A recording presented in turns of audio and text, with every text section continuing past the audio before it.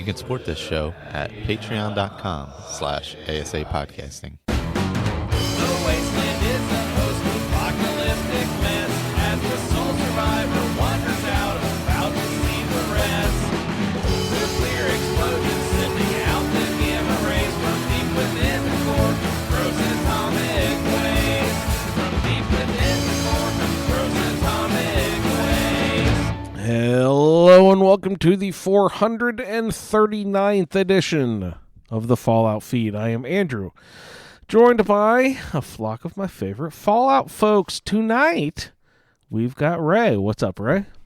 Hello, hello. And also Jess. What's up, Jess? Hey, Andrew. Greets, everybody. And returning longtime show favorite, we also have Will. What's up, Will? Glad to have you back. Hey, Andrew, everyone. Thank you for having me back. It's always a pleasure, Will.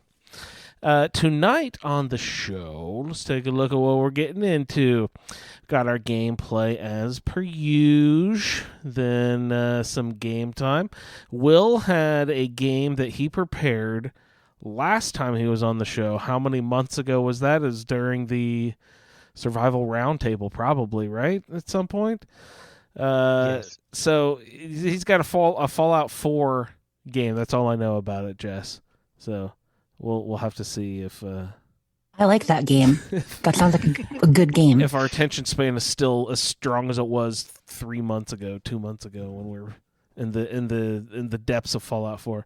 We also got which planet is that on? Fallout 4. Is that in the Delta Tau system? Yes, it's in the Kid Icarus system. We've got Iguana Bits. Ooh, looks like we've got some Todd news.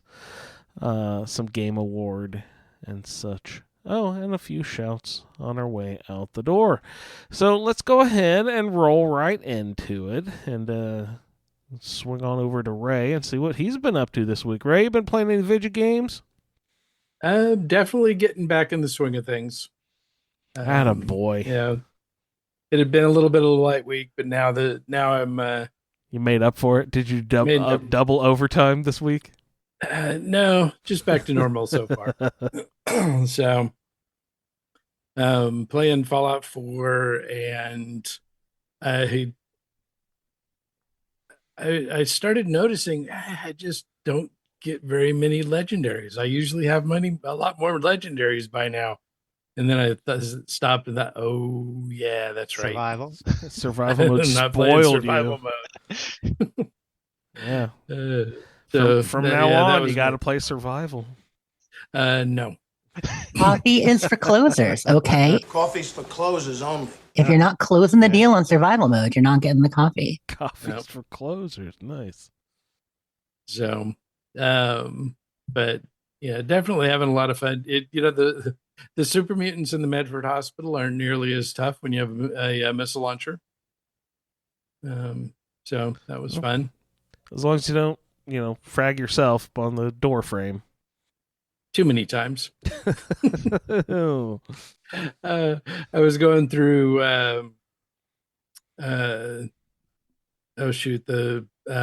University Point, and normally I can snipe the the synths from the little outlook on the top of the 2-story building where the bank is, and so I saw the synth over there walking back and forth on top of the roof of the other building, and so I crept up and did the I can picture that. the little peek over the railing and fired, and evidently missile launchers don't like that. Oh, so the railings? No, they really disagree with railings. They don't get along with railings at all. Yeah. No. So that and getting surprised by a ghoul and instinctively turning and shooting at point blank and blowing yourself up. Yeah, when they're in your face, that's your natural reaction. Pull that trigger. Yeah. We did an episode of Skyrimatic this week, and so I've got things rolling along with my Legacy of the Dragonborn Museum displays. I had been chasing the Stones of Baraziah and finally got that wrapped up, and so now I'm starting to get into other things in the game. So that's always fun. Here's a question for you on the Baron Zaya Stone. So I haven't done it many times, but I do like it. One of the cool things is the way it builds up the Thieves Guild. Have you ever used a mod, or do you have mods installed that kind of change the way that works with the Thieves Guild? No, I don't think so. I've got a lot of mods that I don't know what they do. I mean that's fair sometimes, you know. Plus, there's always a little bonus, you know, a little lagniappe, if you will, like with some mods, like, oh, it does this and this and this, but also not on the label. Surprise! So there's a little bit more on that subject in the episode. So you have to go listen for that. Ooh, okay. Yep. No Man's Sky. I've been trying to get my last expedition character, moved along through the storyline. So I finally got through that, and have gone to meet the autophage. But I just posted the episode today that we recorded last time, and there's many mistakes that were made along the way in haste, trying to get through that. So, definitely you're better off if you take that a little bit slower than I was trying to, and plan things out a little better. Surprisingly, in Starfield, I'm still playing the same character. And this is the character that is doing nothing. Wait, that the character you're playing, I mean, I thought the one you were playing the most was the one who was kind of a pirate queen and also into shipbuilding, or no, different one. No, she did a little bit of shipbuilding, but Mhm. no, the one I'm playing now was just kind of a test to see how little you could do in the game that the game wanted you to do. And so it's proving to be quite a bit. So this character's level 60. And I think I've been at this one this is probably the third episode now that I've played this one on. So. And you said you're getting close to level 60? No, I'm at 60. You're at 60. Oh, that's awesome. Yeah. Yeah, I hit level 60 when I was going through Vulture's Roost. Which, what a story that is, too. I've never fought through Vulture's Roost yet. It's it is now probably one of my favorite spots in the game.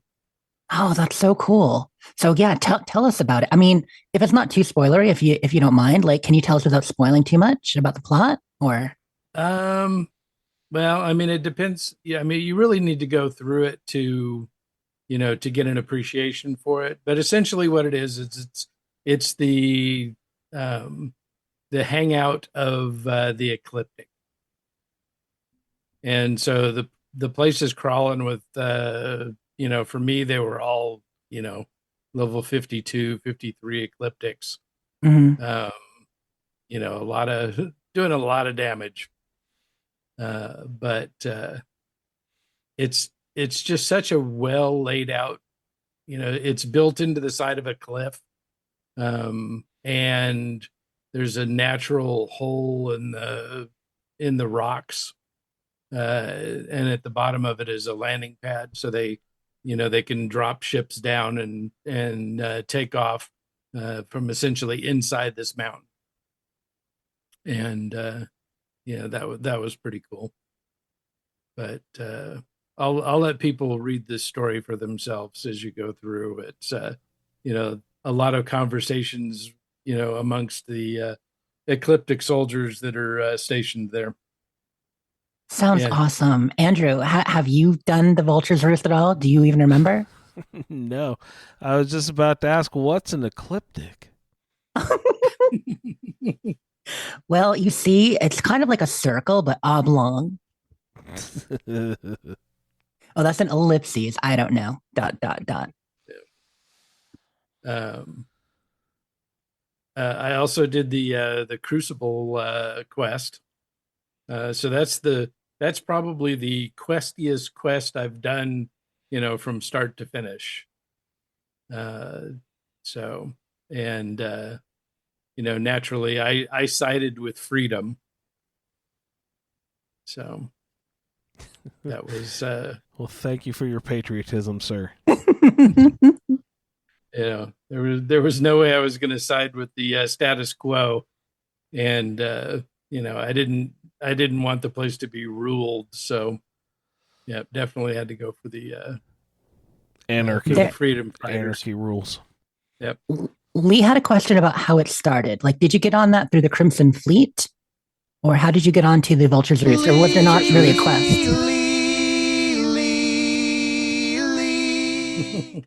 Surprise! On that one, yeah. Yeah.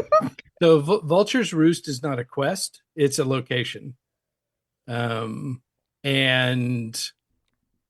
I originally found it when I went, to the Jaffa system, and was, jumping planet to planet to get XP. That's mostly the way this character leveled up, for the first 40 levels.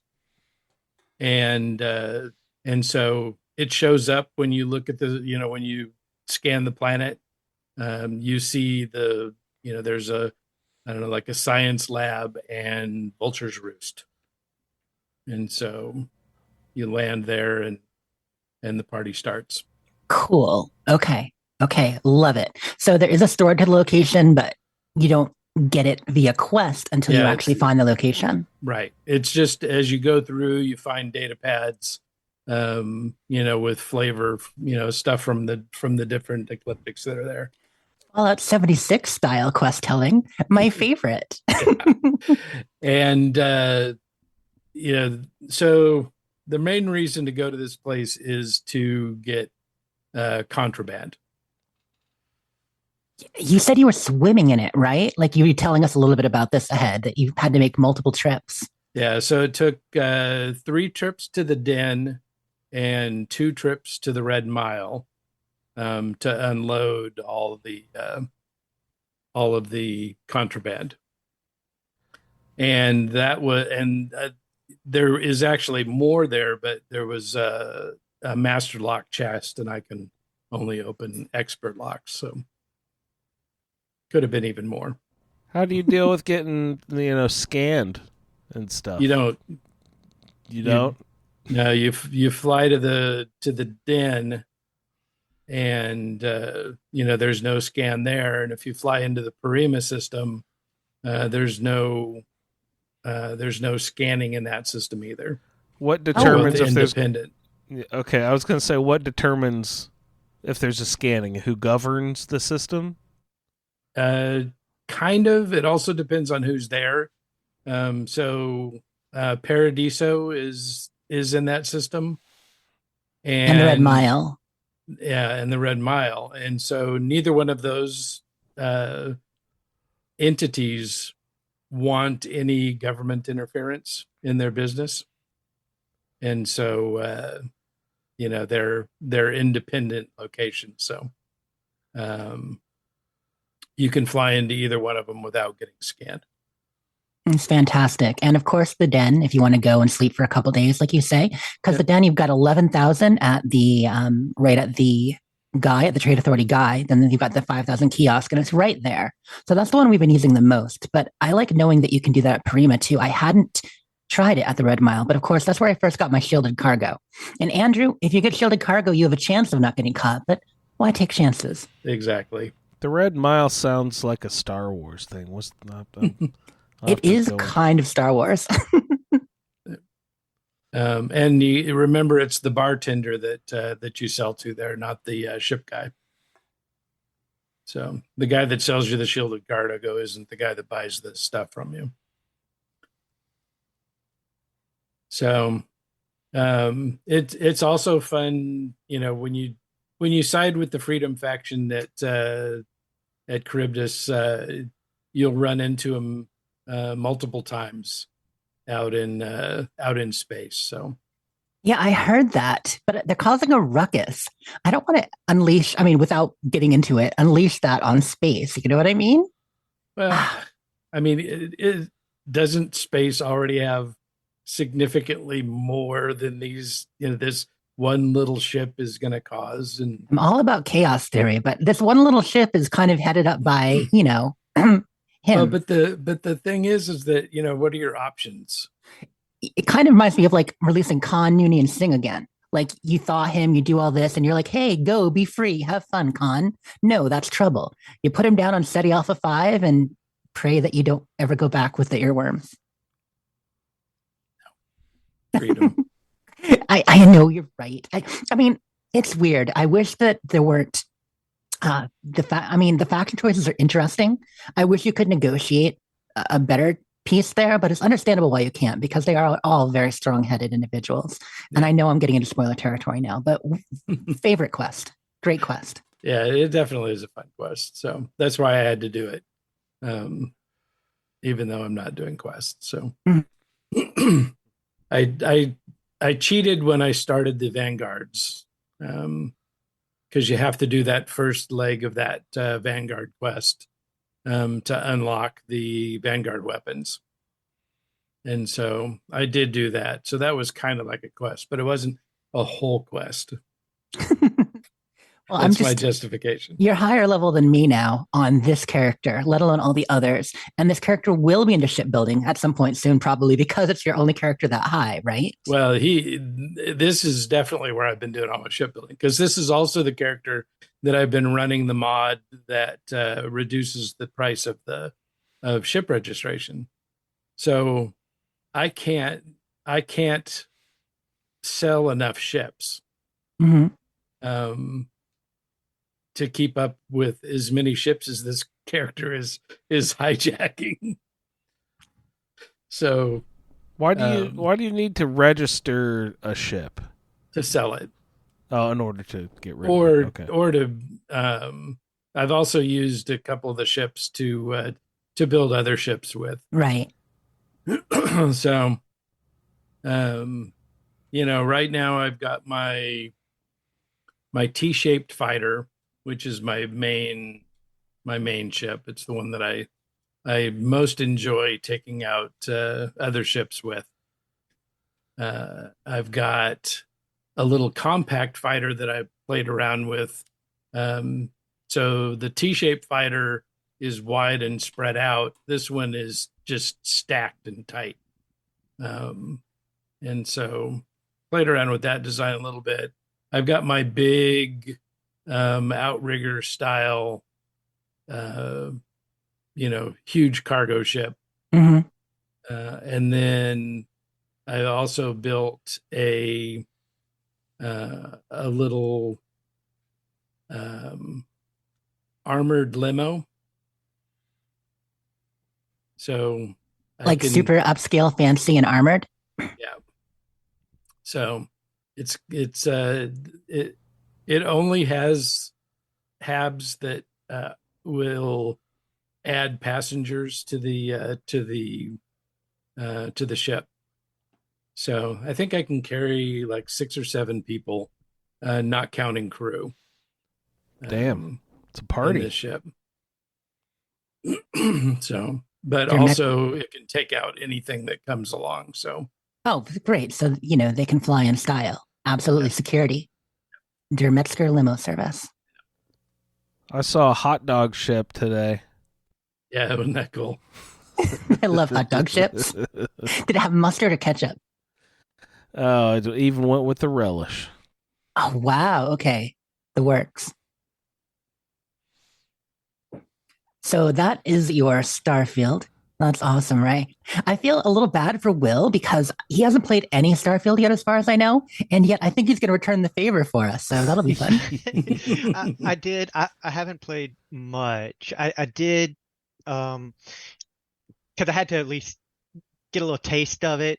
So I didn't do, all I did is I went kind of that opening tutorial and I went out and did that first little, like the space battle where you shoot down the 3 ships and all that stuff. And I sort of called it quits after that. Not because, don't like it or anything like that, but yeah, because obviously, you're just alluding to that I'm deep into Baldur's Gate 3. And these are both just such massive games. I didn't want to get into this thing where I sort of have a history of sometimes, you play one game and you play enough and then you play another game just because it's new and you want to at least sample it. But then you get at a certain point, you get into that and you're so far into both of them that you almost, you have to like commit and then after you leave one, you feel like, well, gosh, I've gone so far into that one already. I don't want to go back to that because I won't remember anything and all this stuff. But then I don't want to start over because I've just I already know all Didn't that. that happen to you with like DayZ or like the motorcycle zombie game and Days Gone, yes. right? And then, of course, Last of Us, and you had a couple going at once. Yeah, and so there's this. It's happened to me a bunch of times with a bunch of different games. So I was just like, okay, I got in, dipped my toe in, whatever. And it's like, all right, we're going to come back for it. Starfield's not going anywhere. Let me play this Baldur's Gate 3. So, Ray, before we move on to Will, I just want to make sure we hit all your gameplay. Yeah. Oh, yeah, no, we're good. Okay, thought so. So Will, Will, sorry, I wasn't trying to move on to me. I was just because you had I thought it was just a smooth segue.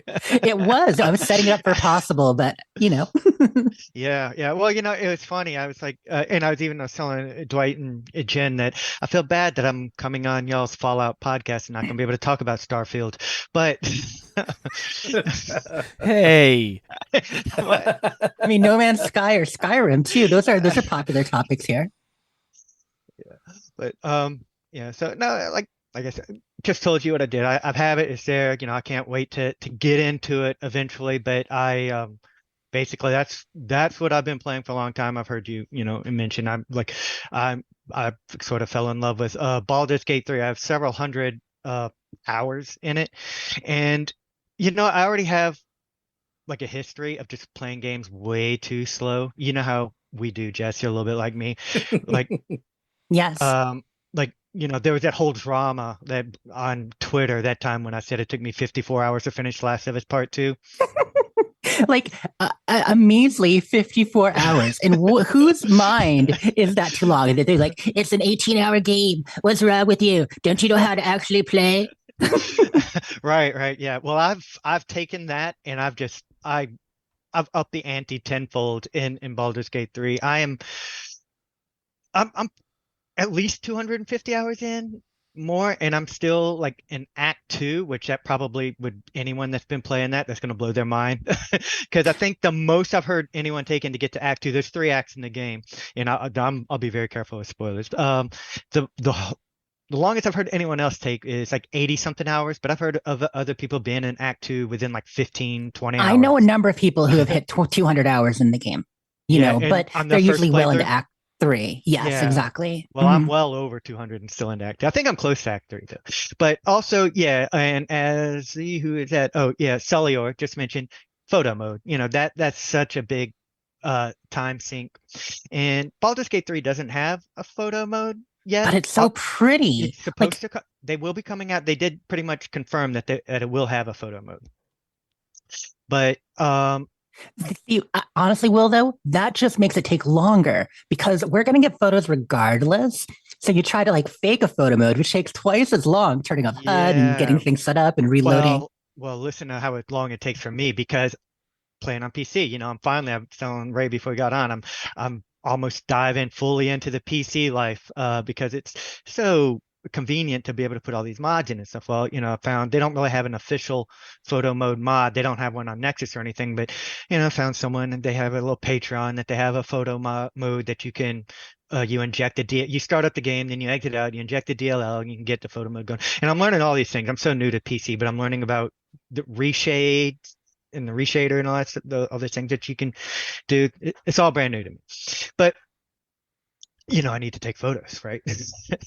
So, in this mod, this photo mod that I'm using, it's pretty awesome, but I guess they have this funny way of taking photos that like to adjust the depth of field. You can go and you can do your focus and you can set all these vertices, points, and the quality and all that stuff. But the way it does it, I guess it takes a whole bunch of different screenshots with focusing on whatever you want to be in focus, and it moves the camera around. And like the settings that I have right now, shot I take.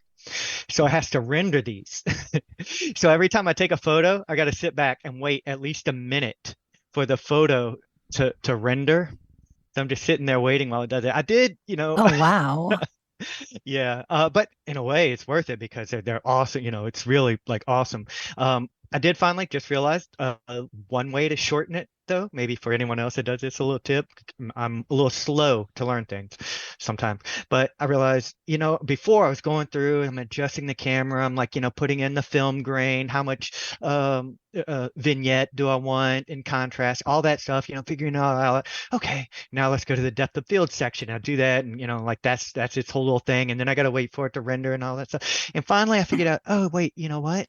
I could do the depth of field first, and while it's rendering that, I can actually start adjusting the contrast and the vignetting and all that stuff. You can't adjust the camera any, like you can't pan left or right, Right, because it's not actually a photo mode. It's an overlay that you're taking a picture with. Yeah. It's doing something, but I can at least, I can go into the reshader, which changes the settings and the vignette, and I can do that stuff while it's rendering. So that's taking a little time off of it. I've played with it a little bit. I've played with the NVIDIA reshade tools a little bit. And I mean, it can be a fun way to even just play the game with some of the basic settings. Yeah, like yeah. the way it adds LUTs and stuff to it. Yeah, well, that's one of the things too, is I keep forgetting because I have different reshade set, and I keep forgetting to, like, after I take the photo and I go back and I start playing the game, I'm like, wait a second, it's all way too much film grain, and I have to, vignette to, like, this, I should not be playing this game like this, and I have to go back, exit, and I have to switch it back to like the regular shade or one of the other ones I said. Like, I actually have a custom shader set for it that I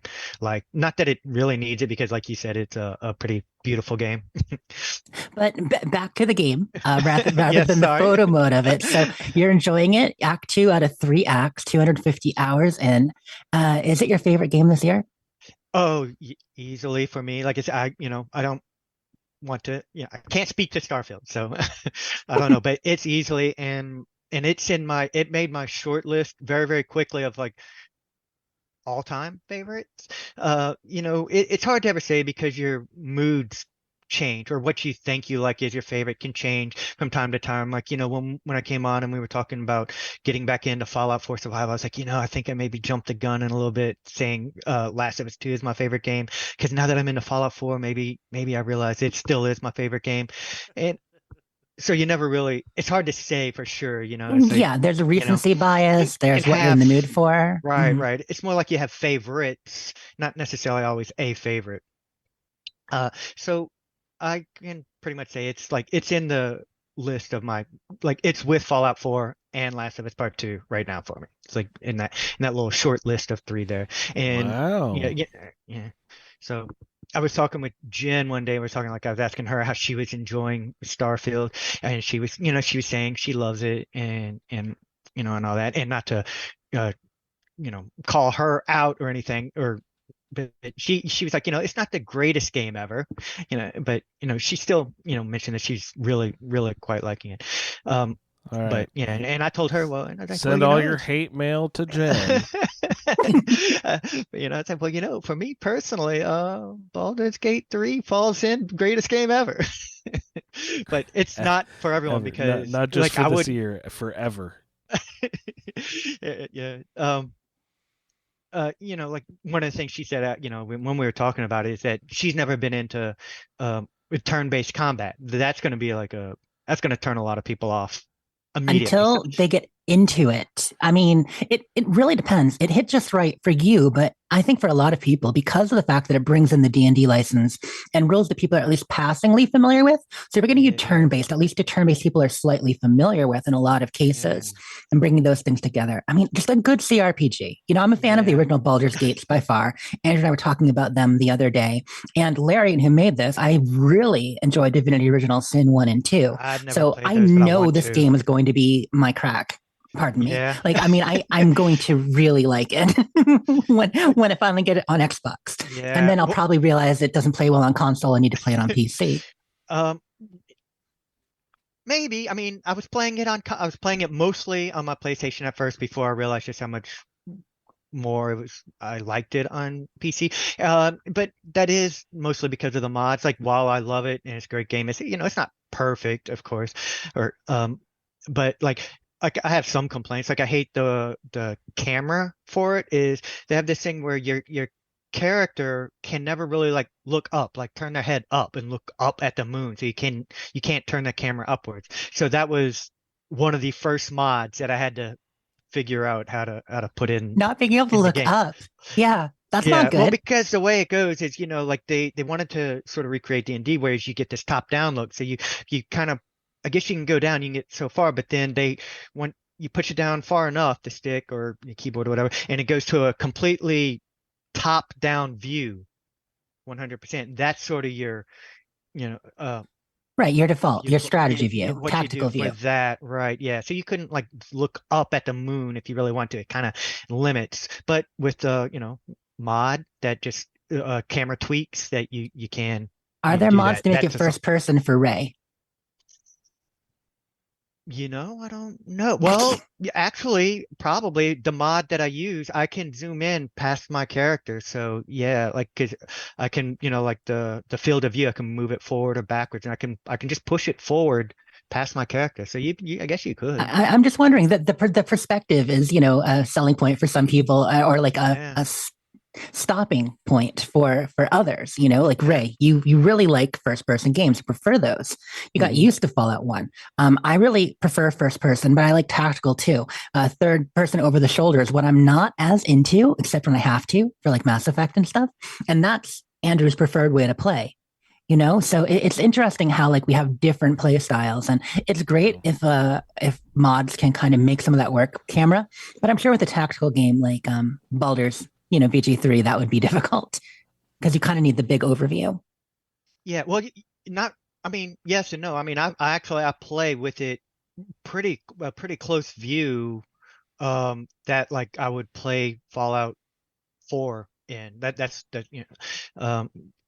sort of my standard way. I mean, certain times you do. I don't use that top-down view hardly ever. I kind of play it as a little bit more regular third-person style game. I've always played both first and third, like kind of mix them up. Like I think I like third a little bit better, but when you're indoors and moving through tight quarters and things like that, first person sometimes makes it easier to navigate and stuff. Yeah, I don't have a thing against third. I just prefer first. There's something about the immersion. It's just, I enjoy being in the game, especially when it comes to combat. Right. Yeah. That's one mod I'm not using, is they don't have the immersion mod, which we use in Fallout, or I use in Fallout 4 to like remove the HUD and all that stuff, the sort of intuitively, that's sort of designed for keyboard and mouse, which I was telling Ray beforehand on the show. Me playing with keyboard and mouse is the early days of Ray trying to understand the controller. I cannot do it. Like, I don't know why. It should be easy. Like, I see the keys and the mouse. It's hard for me. I have to use a controller. Yeah. Well, and the thing is that you can't look at the keyboard when you're playing, because you've got to watch the screen. Oh, yeah. And so if your hands don't know exactly where those keys are, and what key makes you jump, what key makes you strafe, which one throws the grenade, if those things aren't second nature, then you've got to stop and look. And if you have to look down at the keyboard, you're probably going to die. Oh, right. Yeah. And so that would be me. I can't figure out a mood, and actually I sort of thought about you a lot, Ray, with this game, like thinking about, like, I wonder what your opinion would be on it, because I realize there's certain things that wouldn't be, suited to you, but also you play so many characters and you like experimenting with different builds. This is sort of like the ultimate in builds Being type party of game. based. Yeah, well, you have 4 characters. It's an insignificant cost in the game to just completely respec your character. The only thing you can't change is your race. Yeah, your race, but you can change everything else. So you could, like, if you started out with as a rogue or a fighter or whatever, and then somewhere along the way it's like, no, I don't want to do that anymore. I want to, let me try this as a paladin instead. You can do that. And of course there's a multi-class, and you can do all the different multi-class and the tools and the subclasses, and it's the interchangeability of the builds you can do using the weapon that so much. And then, and that's, you can do all those within one character, one player in your party, and then you have 4 people in your party. You can set up each one. It's like, okay, well, have this type of player with this kind of support player and this kind of like stealth player, in the party, and move them all around. So Yeah, I've seen a lot of character build stuff on that, and I'm like, oh, that looks cool. Oh, it's Baldur's Gate. yeah. So yeah, I don't know. I mean, I might give it a try sometime. What I need to do is I need to watch some gameplay videos. That's what I'm doing right now, Ray. Just to kind of get an idea, is this something that I could get into? Because I definitely have been intrigued by the character building on that. Yeah, and that's fun. That's also another one of the reasons I'm so many 100 hours in, is because I have I respect all my party members, and I've done that with myself, and I'm constantly looking at the builds. I'm just looking, all right, what can I do? Like, I'm thinking, I go into the menu to look at it, and I sit there, and I would just sit there for like 30 minutes just looking at these things and the builds and trying to make decisions. I'm a horribly indecisive person, so so that's one of the things for me that just is also a time sink, is that I'm experimenting sort of with different builds and characters and things like that, and switching it around a little bit. And so that's taking up a lot of my time. And also the fact that being indecisive, something about it, the decisions in it feel super like weighty, like very, very important. Like there's, like, if you make a wrong decision, like like even more than the Fallout, that we know in Fallout, it's like things are going to go very, very different. The story is going to change differently. So there's weight to it. Now, and I will sit there. I was looking. They'll give me these dialogue options to reply, and I'm just look at it for like 10 minutes. Like, I don't know what to do. Oh my god. So that's it. But It's like Wasteland 3, which, by the way, you guys know how I was on like a year and a half ago, whatever. Wasteland 3 is amazing. We need more like it. We need to remake Fallout in the engine. People enjoying Baldur's Gate 3 who slept on Wasteland 3. Yeah, okay, maybe Baldur's Gate does everything better. Hopefully I find out soon enough. But if you're enjoying that kind of game and you're done with it, maybe try Wasteland 3. yeah, Fantastic post-apocalypse game in that same style. Yeah, see, maybe I should try Wasteland 3 then, because I think that was the same thing. I was interested in it because, of course, I was going to be interested in it because it has like, with the company, who is it? No, who's the company that did the first Fallout? Isn't that them? The originators of Fallout. I mean, right? it was Interplay. Yeah, Interplay. it was Okay. Interplay. Yeah, and so this is In Exile. In Exile. Which, Okay. there's a huge lineage there, but long story short, yes. Yeah, but I remember being very interested in it. But then, yeah, sort of like when I saw some of the gameplay, like trying to getting into like a turn-based thing or something like that, I was sort of immediately like, maybe not for me. So that's why it's really shocking that I do love Baldur's Gate 3 so much, because even though some people will never ever be able to play turn-based, that's the way I felt too. That I don't like turn-based, but I like it this time. Yeah, once you learn to like it and the tactical possibilities. I mean, I got there because when I first started playing RPGs, they were all technically turn-based. I was playing before they were Yeah. live. Like that just wasn't really a thing. I mean, there were the occasional dungeon game, but even most dungeon crawlers were one square at a time, square, square, square, like in Bard's Tale, or Eye of the Beholder, and many of those with the gold box games and the other D&D gold box games, like Curse of the Azure Bonds, stuff like that. I cut my teeth on. They felt like Baldur's Gate 3, so that's where I started. And Might and Magic and those where they started doing a little bit of live, but you would just press.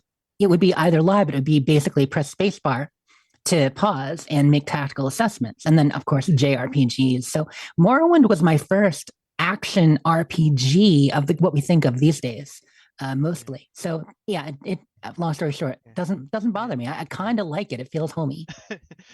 And I won't go on too long, sorry, people, I don't know, they've fallen asleep. Listen to me talk about Baldur's Gate 3. Quick question from the chat, because Steve, Pip-Boy Steve is in chat, and he's very intrigued by Baldur's Gate 3. Oh, okay. He wants to know about some of your favorite build types, maybe not in the weeds, but favorite build types, and what races have you found interesting? Okay. So, all right.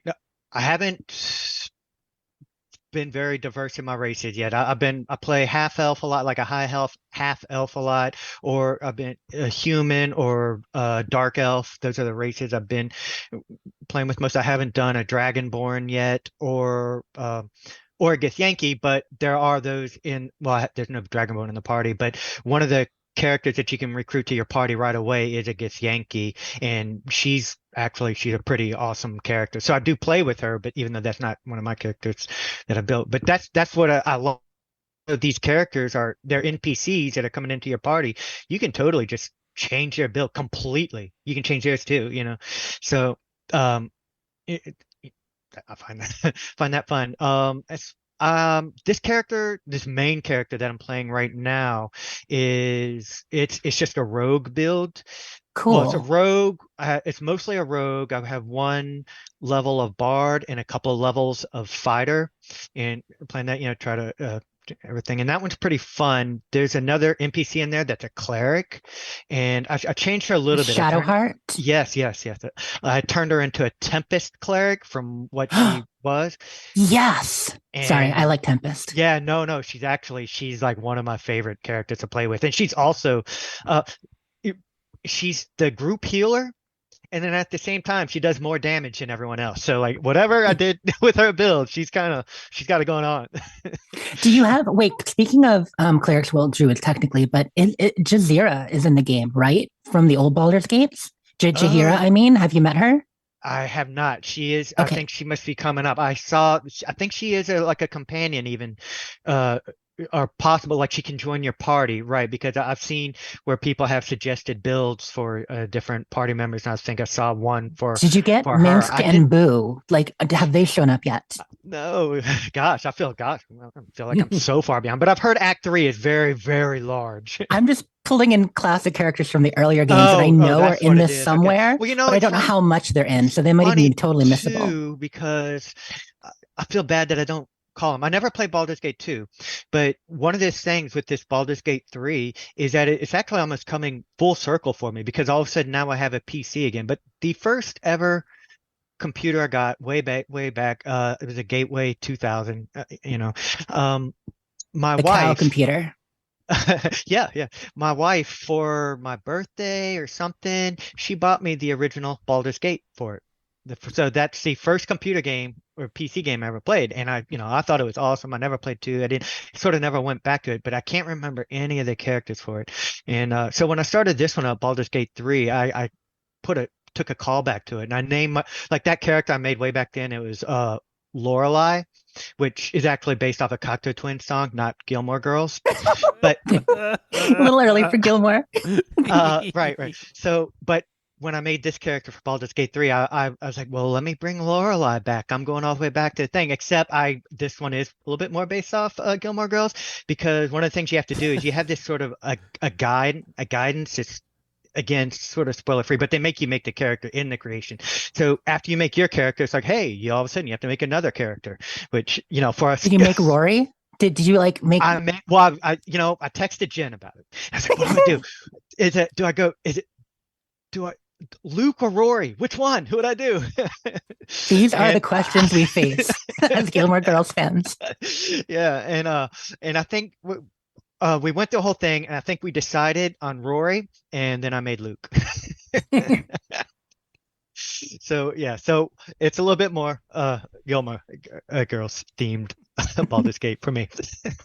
That's fantastic. So Baldur's, it's awesome. I'm, just a quick comment. So I had mentioned 2 weeks ago that there was a leak about, possibly December 6th being the date from Reset Air in a few places and parroted.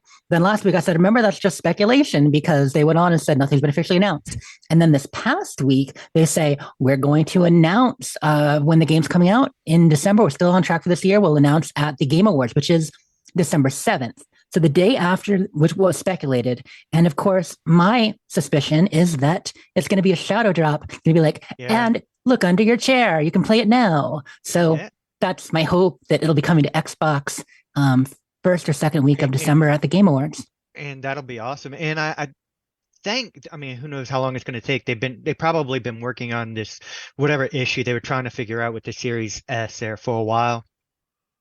And maybe that, put them behind, but I heard they want it to be, they have the cross saves now, but I heard they plan on a cross play also, and same thing, they're going to come out with a photo mode for it eventually. It's just, I'm sure they had their other priorities for now, trying to get it out on all consoles. Right. Of course, gosh, can you imagine if it comes to Game Pass too? That would be like Phil's way of making up to us, be like, y'all, I know Xbox slept on this game. I know y'all have been jealous. You've been playing Starfield. Some of you are done with it because you're fools. But no, some of you are done with it, and you've just been waiting for Baldur's Gate to come, and then going to give it to us in Game Pass to make it all better. That's my hope. Steve had one more question. Okay, how many characters can you have in a party, and what kind of different makeups of groups can you have? Pretty much any makeup you want. You can have 4 players in the party at any time, but it gets so hard because these characters, it's really, I don't want to keep going on and on about it, but it's really well written, and the characters are really likable and they have great stories, and it's hard to decide which other 3 other than yourself are going to travel with you, like, because it's always that thing, you feel bad, like, hey man, I need you to stay at the camp, but the ones that aren't with you, they will stay at your camp, although some of them, decisions you make, they can, and you don't even have to make a lot of wrong ones. You can just make a couple of wrong ones, and they'll be like, yeah, I ain't into you. I'm out of here. So they'll leave. But so are they as horny as reputed, though? You talk about them not being into you. Are they too into you? Yeah, maybe there's some. Like, actually, I was on with like the art club people a little bit earlier tonight, and only one other person is playing Baldur's Gate 3 right now. And we kind of, what we did here accidentally, we kind of accidentally hijacked the conversation and talked Baldur's Gate 3 the whole time. But that's what they were saying too. They were like, man, it is one horny game. And like, if it was like, if you didn't tell some of these people no, they were like, you'd just be having like orgies every night at camp. But it's not really like that, because I know if you get with one character, the other one's gonna be like, I can't believe you're with them, and they'll leave your camp and all that stuff too. I haven't noticed it too much. Maybe it's the dialogues I'm having. Like, I've had some people definitely try to like sort of hit on my character or whatever, but I'm sort of playing a faithful, where I'm just romancing Shadowheart, and nice. That's kind of my girl, and everyone else is like, when they starting with their little comments, is like, yeah, okay, yeah, that's cool, sorry about that, it's so. I'm into Shadowheart. Speaking of, sounds awesome. She seems pretty cool. So speaking of hijacking a conversation, have you played any other games besides Baldur's Gate 3? Not many other games. I a little bit of, not too much. I was in F76 earlier tonight, and I played a couple of weeks ago. Unfortunately, I don't have much 76 to talk about either.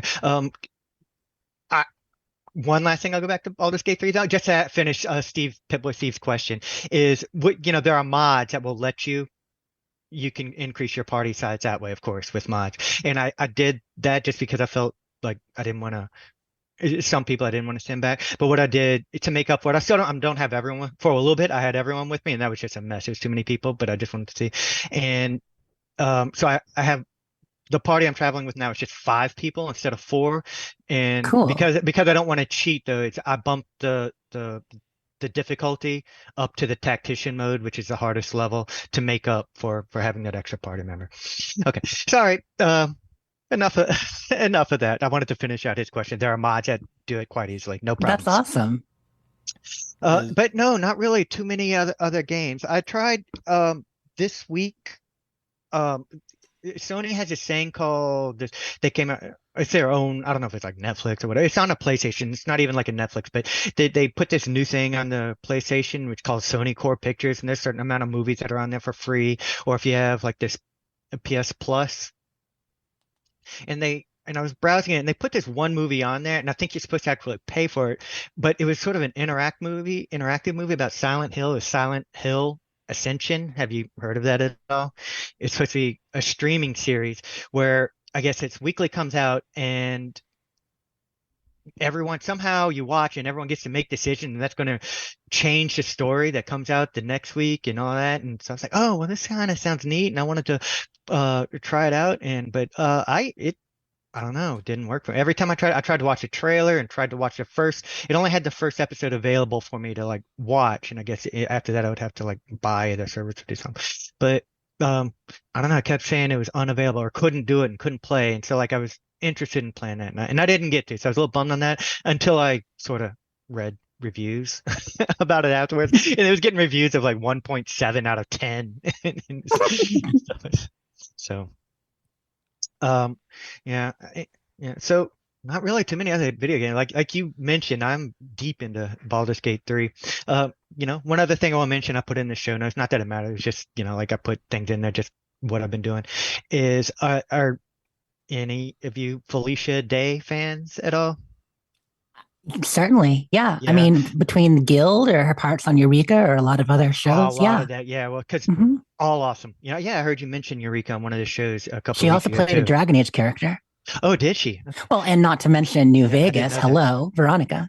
Oh, I see. I didn't know that. I'm not good with knowing all the actors, but okay. So I've talked on the show before. I'm a sort of a huge audiobook listener, like voracious. Like I have over 1,000 books in my Audible library. I just started a new book today. It's a designed audio book, and it's sort of this like almost like a dramatized play. It's like a book by her. It's an audio book. It's a Felicia Day. It's called Third Eye, and it has Will Wheaton in it. Facebook Sean thinks I would like Astin. that. That's all I know about it is Facebook Yeah. thinks I like it because it keeps putting in my face, Well, if which you they like, have a pretty low batting average. But if you like this, today's the first day I've listened to it. I'm about halfway through it, and it is I love it. I think if you like Felicia Day, this is fantastic. So I just wanted to throw that out there. I found a new audiobook I love. I mean, I find lots of them, but I having a great time with that. that's awesome. Anything else you wanted to hit on, Will? No, Okay, we can. Andrew. I don't usually do this, but you always save yourself for last, the best for last. I get it. But I've been talking a lot with Will. I'm kind of curious about your gameplay this week. Have you had any? I just kind of wanted to ask Will a couple of things, actually. Yes. Is the max party 5? Is that as many people as you can have in a party, or can you have like 20 people with you? So, the max party without modding it is 4.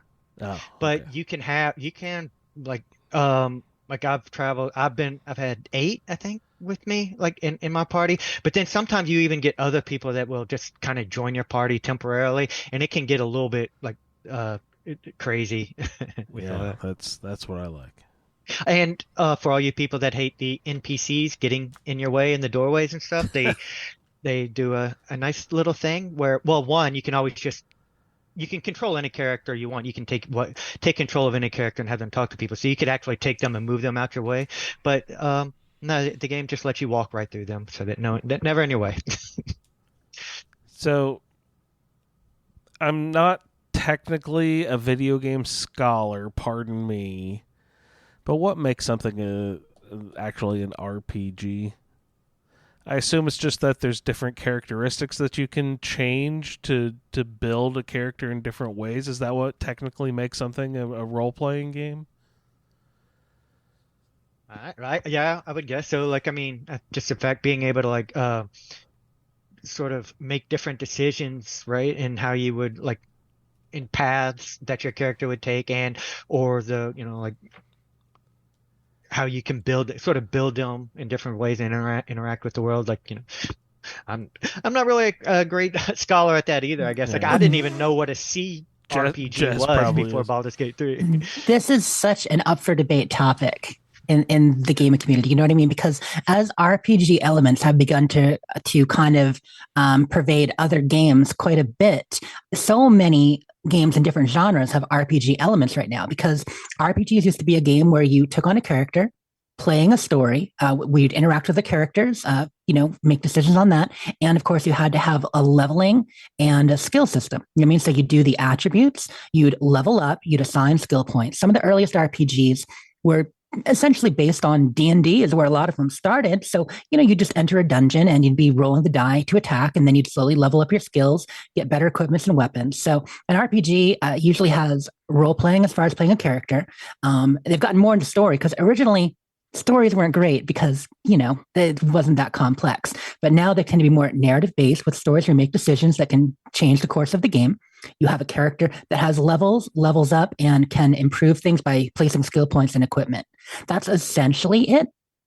Now you've got CRPG, which some people like to say computer RPG, but these days people take it more as classic RPG because obviously a lot more types of games are on computers now than used to be. Then you've got JRPGs, which are Japanese role-playing games, which of course started in Japan, but it became a style, like Final Fantasy and Dragon Quest and, any of that kind of stuff. The big hair guys.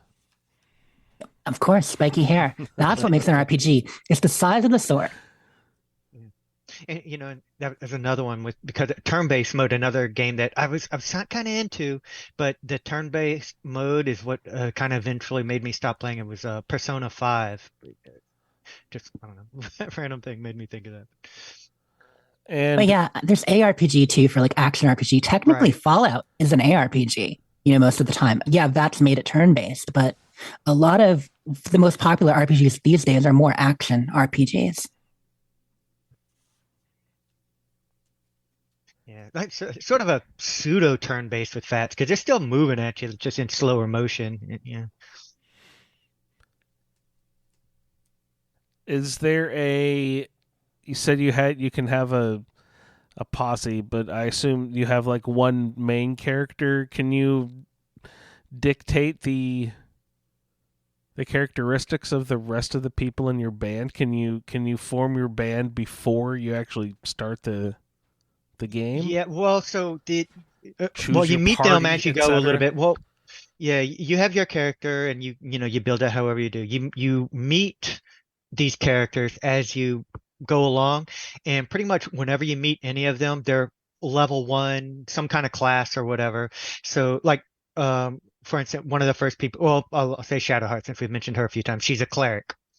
But she's a level 1, just a cleric, and you can once you go back to your camp, it's a very low cost. It takes a little bit of money, but it's not like these things that you can't afford or you got to save up for. You can go change that character. Like I could change her from a cleric, level 1 cleric, to a level 1 fighter or druid or anything I wanted, like right off the bat, or it's at camp. Pretty much whenever I want. Okay. And then you could build it and you can go up and you could go all the way, be at level 7 with her, going in one direction and just change your mind. It's like, no, I don't want to do that anymore. Let me change it. And you can do that with all those characters. And then there are even some other characters. They have hirelings that say maybe they die or they leave your camp or you just don't want to go out with them anymore. You can like hire temporary companions and you can, same thing, you sort of build them and all that. It's easy to customize. Super sweet. No, I'm totally interested. I was watching some of the gameplay while you were talking about it. Oh, really? Oh, yeah. Well, I feel silly at going on and on. We can just No. I'm totally intrigued by it. You said you had history with it, though. You actually played the first one too. Did you enjoy that? I did. I never finished the first one. I did play a lot of it, but I did enjoy it. And I had fun. That was sort of my, I guess, first introduction into it also too. And like it was just a gift from my wife, and she didn't know what she was buying me either. She was like, she went to what was those computer stores back then, like not CompServe or Circuit City. Yeah, I forgot whatever it was, and she's like, oh man, get him this. He's gonna love it. She's like, okay, and she's like, the guy said you're gonna love it. I don't know. It was fun. I definitely liked it. But that was so long ago now. I don't remember any of the. Oh, I was going to ask: are there like characteristics of the first game that you can still see in version 3, even though you didn't play version 2? No, I don't even remember. Yeah, it's been a while. Enough of that.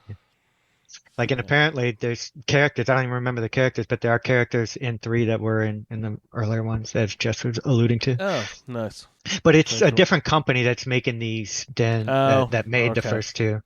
They just licensed it out, which it's a good thing. The game came on at a perfect time for me also, because as I've been coming on the last bunch of times, I was talking about D&D a lot, falling into D&D and having a lot of fun with that. So it sort of hit at a perfect time for me to really enjoy it also.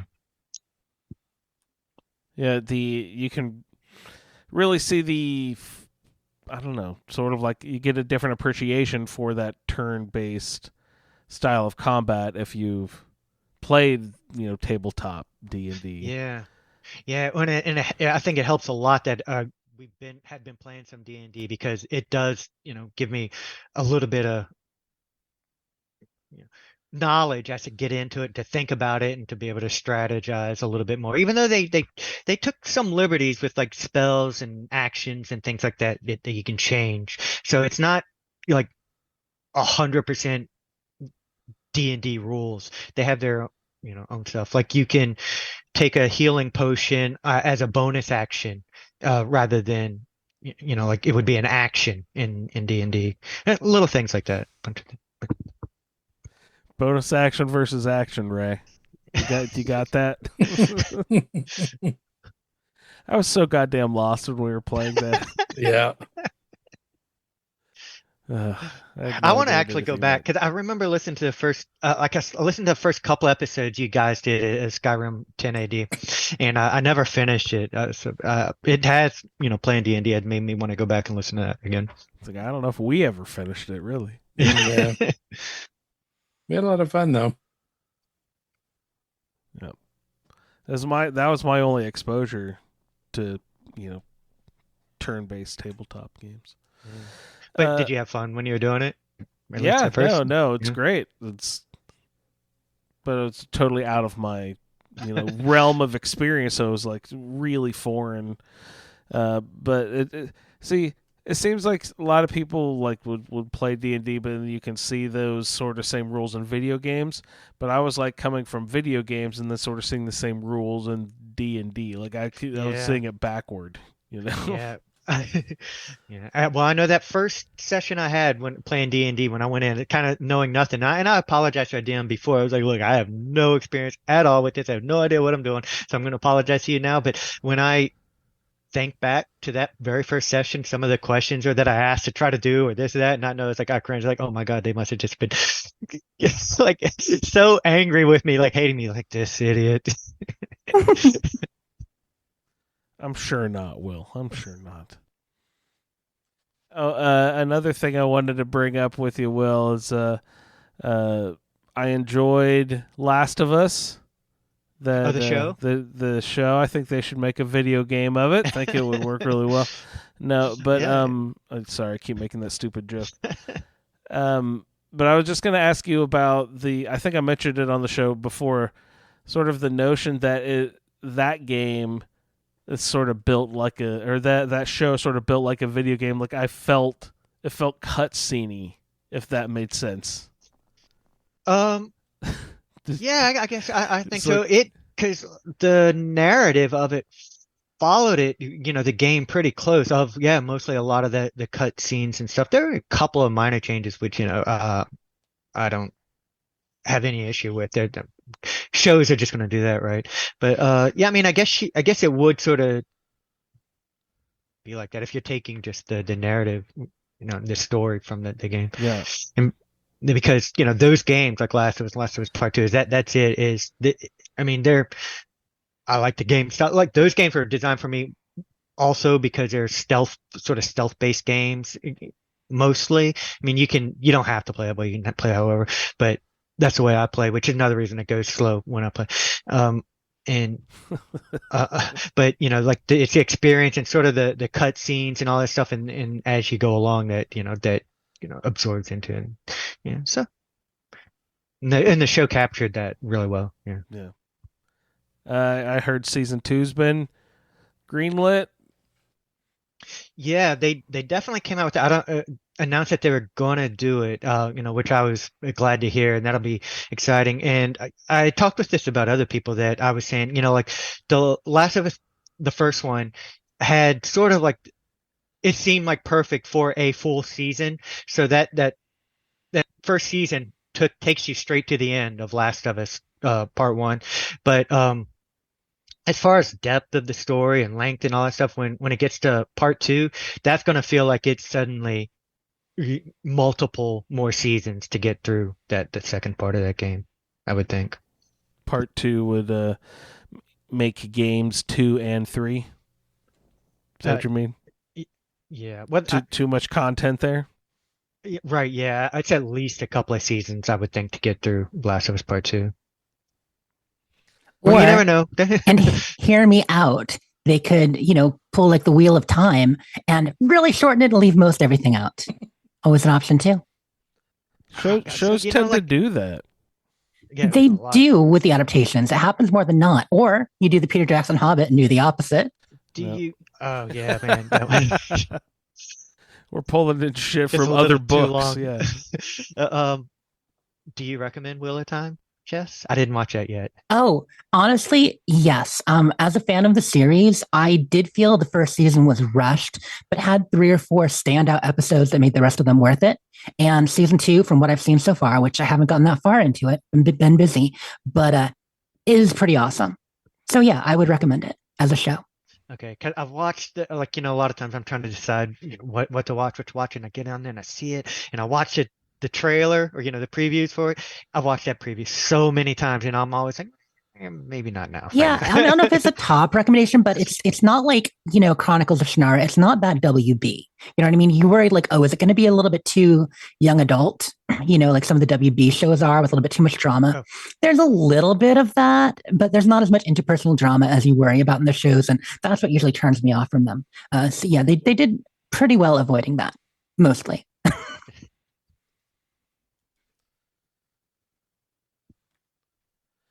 Let's see, what else have I been getting into for my gameplay? Mm-hmm. Oh, I noticed Moses put a PlayStation 5 on his Christmas list.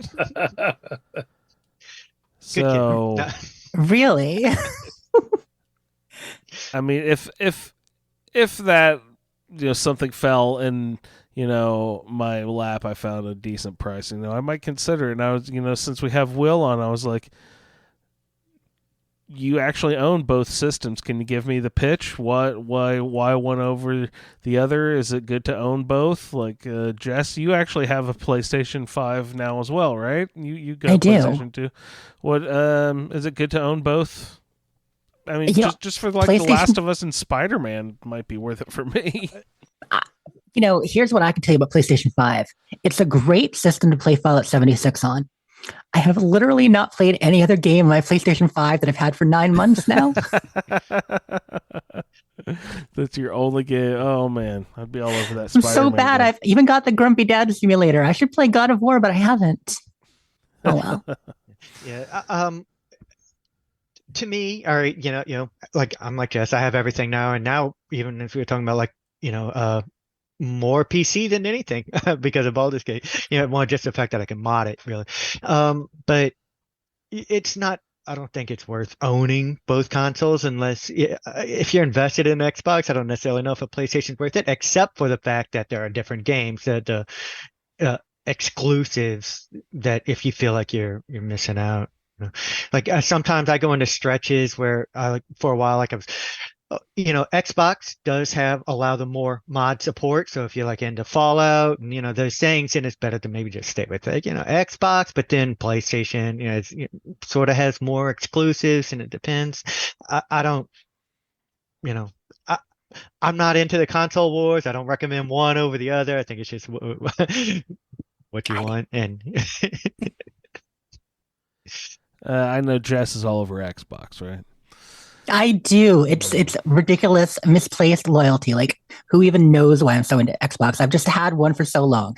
Honestly, PlayStation is great, and I would like some of their games, but I play Xbox because of the connection with RPGs and Bethesda games, and especially now, But all along, there's been so many Xbox games that I've enjoyed, like Fable and stuff, and many others. Mass Effect, when it first started, was only on Xbox, and so that's just why I've gravitated towards it. But PlayStation has some awesome games for sure, and I really should try more.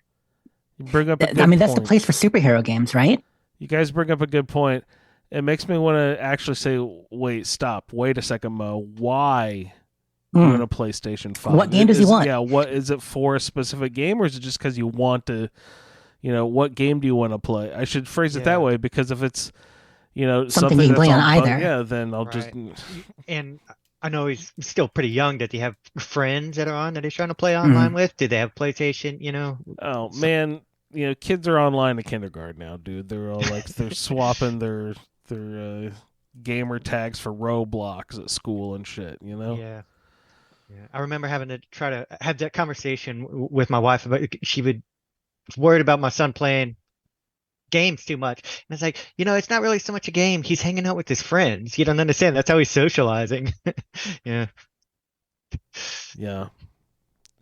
And, there's nothing wrong with video games anyhow, right? There's every generation has the thing that the previous generation is going to, comic books used to make you, we're going to send us all to hell. Remember that? And then it was rock and roll music. And then the radio, then the television, then, the internet. Now, weren't books a thing? Like, no. Yeah, books were evil at one point. So. Absolutely. I mean, there are still books being banned here and there, but that's a whole nother story. Yeah, burning books. Ugh. All right, you. How do you burn a Kindle anyway? I mean, it's already a Kindle Fire. You put a nail through it. Actually, I figured that out. Nailed it. Shorten the battery, and the battery will burn. We'll see. What else have I been getting into? Oh, speaking of Moses, today, well, it's a big time right now for Godzilla fans, because there's the Monarch show. I forget what it's called. Legends, blah blah blah. Who knows? It's the Godzilla Kaiju show that's on Apple Plus now. So it's a big time for Godzilla fans, because there's that TV show, and then in next week, maybe 2 weeks, there's Godzilla -1, which is the new Japanese Godzilla movie. People who liked Shin Godzilla that came out, maybe half decade ago now. I loved that movie, and it's not the continuation of the same story, but I think a lot of the same people are working on it. So it's a new, different Godzilla movie. Won't be the same as Shin, but that one's coming out. So Mo's just all super excited. So his birthday is coming up pretty soon. So I went ahead and got him the Apple Plus subscription so we could watch the Godzilla show. So we watched like an episode and a half, and he started falling asleep. So we had to pause it. But so far, so good. And it gets my same review that I give absolutely every kaiju monster movie that I've ever given ever. Does anyone want to take a wild swing at what my main critique of every kaiju movie ever is? Too many people in it as the focus, and not enough time with monsters. Exactly. I don't give a fuck about any of the people stories in it. I know, because I know Mo feels the same. Like, often he loves the Godzilla parts and stomps around, and then the other stuff comes on when he was a kid. I just want to, just string all the monster scenes together and cut out all the people That's fine. That would be the best edit. I remember you actually asked about that a year or two Super ago. edit, Like, yeah. could we do an all monster edit of a movie? Yeah, I was hoping to go through all the Godzilla movies and clip out all the people and just have whenever Godzilla's on the screen. You know, gotta on the be a topic of super video edit somewhere. games, there is a kaiju dating sim out right now called Kaichu, and What? and you get to That play sounds great. Godzilla and other giant kaiju dating, and you go on dates by smashing cities as your courtship ritual, and like you gotta smash in a way that they admire in order to score points. It sounds like fun. I was actually looking at it. Is it like adult? Like It looks very too indie. I haven't played it yet. It does look Inappropriate for Mo, or like what very indie. I don't know. I'll find out. I'll probably give it a spin. But yeah, it was like a couple of news reporters are reporting on it. Like, oh my gosh, will these monsters stop? And then they're there, and yeah. Now they're now they're making out. Watch out, everybody. I don't know if That's it gets to funny. that. I think you just get hearts over the head and stuff. I think it is family appropriate, but I'll let you know. All right. Oh, also with that same Apple Plus subscription, I started watching the first episode of Silo, and I was like, hey, this is kind of like Fallout the TV show. This is great. They're all in, a Fallout shelter. I'm sitting here playing Fallout Shelter, watching the Silo, which is in a Fallout shelter, basically. It was just, I had a very meta moment. But Silo, so far, so good. I didn't know Ann Perkins was in it, you guys. No one mentioned that. And also Tim Robbins. I love Tim Robbins, too. I like Tim Robbins, for kids, but I don't know Ann for Perkins. Oh, that's the name of her character on Parks and Recreation. It's Quincy Jones's daughter. What's her name? Rashida Jones? Rashida Jones. Right, yes. Okay, cool. Rashida Jones, and I've recognized a bunch of other faces in it, too, but I can't quite place them. But Randy says the name of it is Monarch, Legacy of Monsters. Legacy of Monsters. Yes. But that one's got Kurt Russell's son playing the same character in the 1950s, and then Kurt Russell now is playing like the present day same character. So like his son and he are playing the same character in the show. Nice. Yeah, so I thought that was kind of cute. And he doesn't look exactly like his dad, but he looks enough like his dad. You can buy that. Yeah, so that's been fun. Mo and I will have lots of fun with Godzilla stuff coming up here. But other than that, I've just been playing lots of Shelter like usual, of course. Playing it on the Xbox and on my phone. I'm kind of slowing down on the phone a little bit, it seems. But the Xbox, it's just so much harder than the phone. I don't get those extra perks from the watching advertisements. So it's everyone's just dying all the time.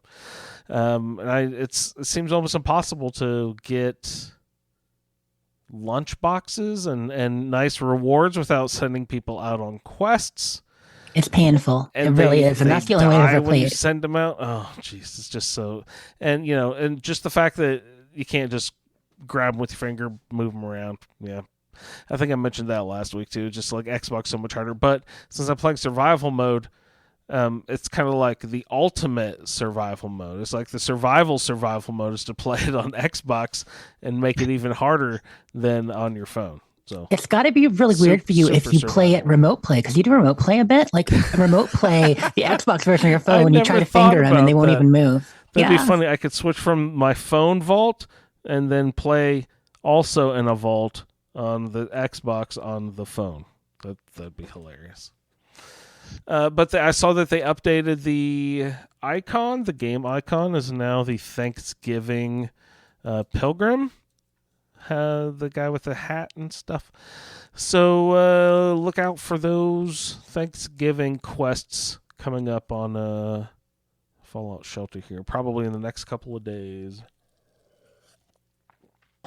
And this will be our last episode before Thanksgiving in the United States. So happy Thanksgiving to everybody. Next week, everyone.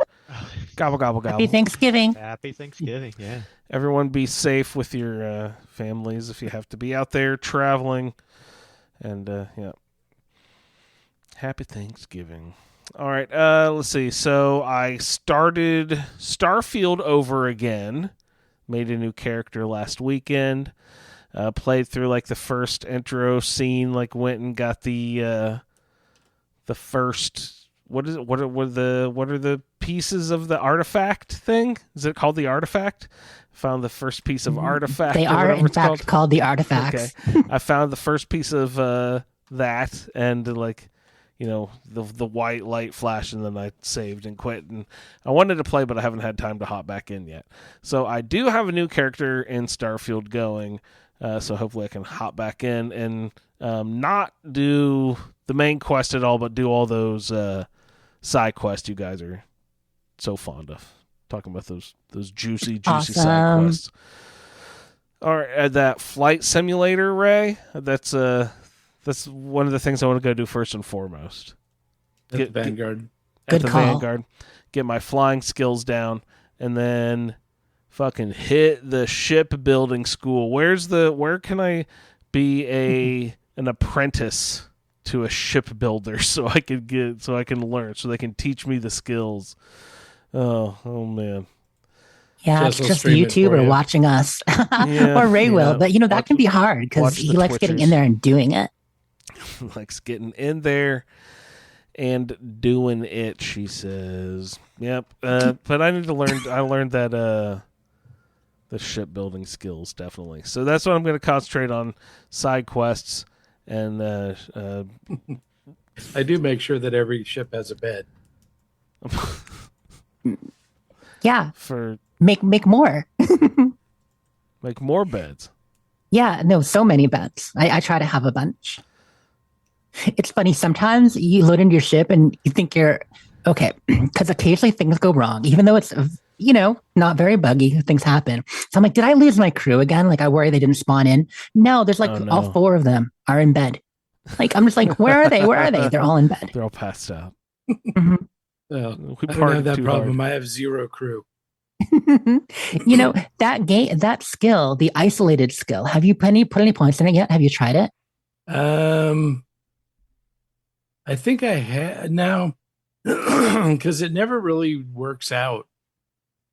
That's in the socials tree, right? Yeah, I mean, it's right. It's social, which is a bad location, but I think it's only second tier. It might be third to be less convenient, but second tier is okay. And Vasco doesn't count against it. Vasco is dog meat. I mean, confirmed, right? Because dog meat doesn't count for lone wanderer, and Vasco doesn't count for isolated. Vasco So, is indeed dog meat. except annoying and not cute like dog meat.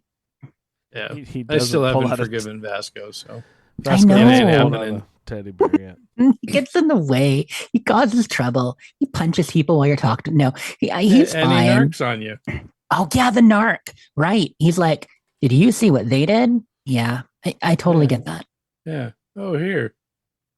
That means you get a $15,000 bounty. Yeah, that means you're not getting any WD-40 this week, Vasco. That was not in the budget anymore. Andrew talking about the social perk or whatever you can take and stuff. It reminded me of like a little thing I noticed this week while I was playing Baldur's Gate. Yeah. Like the way we try to role play, and the way I always play is I end up basically playing like myself, even though I try to role play and all that stuff. And I always play this good character. And we've talked about how hard it is to change. I realized there's this one thing where I absolutely never ever play like how I am in real life is, because I'm a sort of a huge introvert in real life. And I was thinking about, oh my gosh, in all these games, I go up and I just a person like, hey, what's up? What you doing? Hey, and I was You like, talk to people. yeah, You ask all these different questions. Yeah. Something I would never do in real life. And like real life, that was someone coming up to me doing what I did. All these people, like in the games, I'd be like, oh my god, I just said, get away from me, weirdo. So, but yeah, I don't know. Something I was thinking about. No, I this absolutely week. get that. It's funny. Any other gameplay, Andrew? Let's see. Oh, I did the second week of birthday suit event challenges in Fallout So- 76. Fallout 76, the birthday challenges. Awesome. You got week 2 done, so you did both Mhm. weeks. Yep, I did both weeks. And that should prove to anyone at Bethesda who listens to the show that when people complete the scoreboard, this sort of thing is exactly what will do. I don't come back for mole miners anymore. I don't come back for Scorched after, the second weekend and stuff. This sort of thing is this thing that'll bring me back. Something out fun. on Scorecation. Costumes, collectibles, not too tough. Good times. This will bring me back to keep playing. And I know that's the point. So you, if you did all of week 2, you have the broken Gek. Oh, I have not built anything, though. I haven't gone through and looked at the items, really. I did build the cake from last week, though. The cake that produces cake. That's like, I'm like, this is all the slices you want. Weird. Shouldn't it be cake. like a cake pan? Those little round pedestal things with the metal lid you pull out. Like, shouldn't it be something like that produces cake? But no, it's a cake that produces cake slices. It's so funny. Oh, I mean, you usually get slices of cake from a cake, so that's accurate. Just the fact that it doesn't ever deplete is kind of magical. Yeah, it's the everlasting cake stopper. Yeah, that's the whole thing. It doesn't ever decrease in size. Which is awesome. The I want one of those everlasting IRL. cake. Yes. So I mentioned the broken Gek because I do not have a broken Gek. So I did all of week 1 birthday challenges on Xbox. I'm a good girl. But while I was on PlayStation a ton, I was doing stuff for the parade. So I did not do them on PlayStation. Now on this week on PlayStation, I've done all of the week 2 challenges, but you cannot get the broken Gek, the last item, if you cannot make a cake. So if people are wondering, hey, can you just do week 2? Yes, you can. But there's one item you cannot get, which is the broken Gek. And no one can build it for you in your camp, unfortunately. Bummer. What was the challenge exactly? I don't remember the exact wording of the challenge, but it was essentially, build a cake and do something with a cake. Oh, build a cake and eat a slice in your birthday suit and your camp Exactly. or something like that. Yeah, and that's how you get the Gek. So that's your good job. You did both weeks. Here's your broken Gek. I needed a broken Gek, but I can do it on Xbox if I'm smart. But I've just been really busy because after I've finished parade stuff, now I'm working on theater stuff this week. And I've been on PlayStation more. You know what I mean? Just jumping back and forth. So I got to do it sometime this weekend because I want a broken Gek. I mean, I'd prefer a working Gek, but that's not in the challenges. So yeah, that's such a bummer. The only thing I can think of is how about a custom world? Would it count in there? Probably none not. of them count in custom. No, unfortunately. Yeah, it's all good. It's funny. I jumped over I needed to unwind after all the parade stuff and all that. So I just jumped on PlayStation with some friends off stream and they helped me. I didn't have the camera over there. And they're like, Jess, you need the camera for, the challenges. And so when we found the tourist, hopped around, got pictures of all the locations, did that bucket list, got my magnifying lens. It was great. It was really fun going back to that quest. It had been forever since I did that quest. So that was fun. Super Yes, duper. I have a question about 76. Maybe, I just very recently let my Fallout First lapse. And then I picked it back up again. Excellent. I was going to say Todd forgives you, but he's even more pleased now. Yeah. So, I did keep the Xbox One off finally. I was like, that's enough. But still on PlayStation. What I was wondering though is, are my custom world are they going to be gone now, or what about you maintain your custom. So anything you had loaded there, that does still exist. And if other people, because you know how other people with Fallout First can access your customs, even if you're not in there. So it's probably on somebody's list who's ever joined you with there. Now, if there are customs that only you have made and only you have ever been to, no one else has ever joined. Because I was using some for like filming things and stuff. It's possible after a period of time that they might lapse, but I don't think they're supposed to.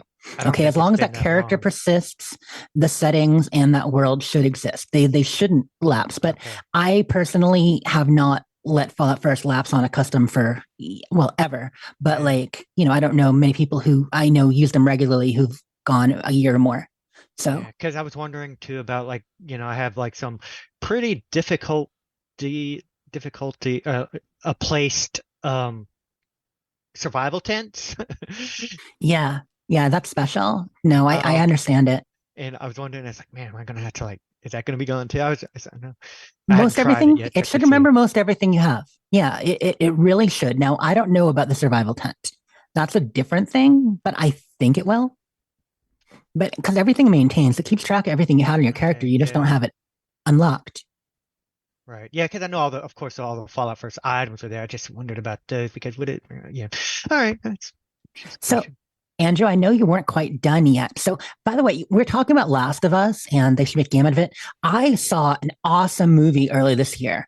With like Jack Black was in it, singing about peaches. It was called Super Mario. They should really make a game about that, but I don't know if they can get Chris Pratt. Make some video games. Do you see that Chris Pratt's fucking Garfield now too? I'm so angry. What is going on? He's in fucking everything, and now he's ruined. He's soiled my poor kitty. I love Garfield.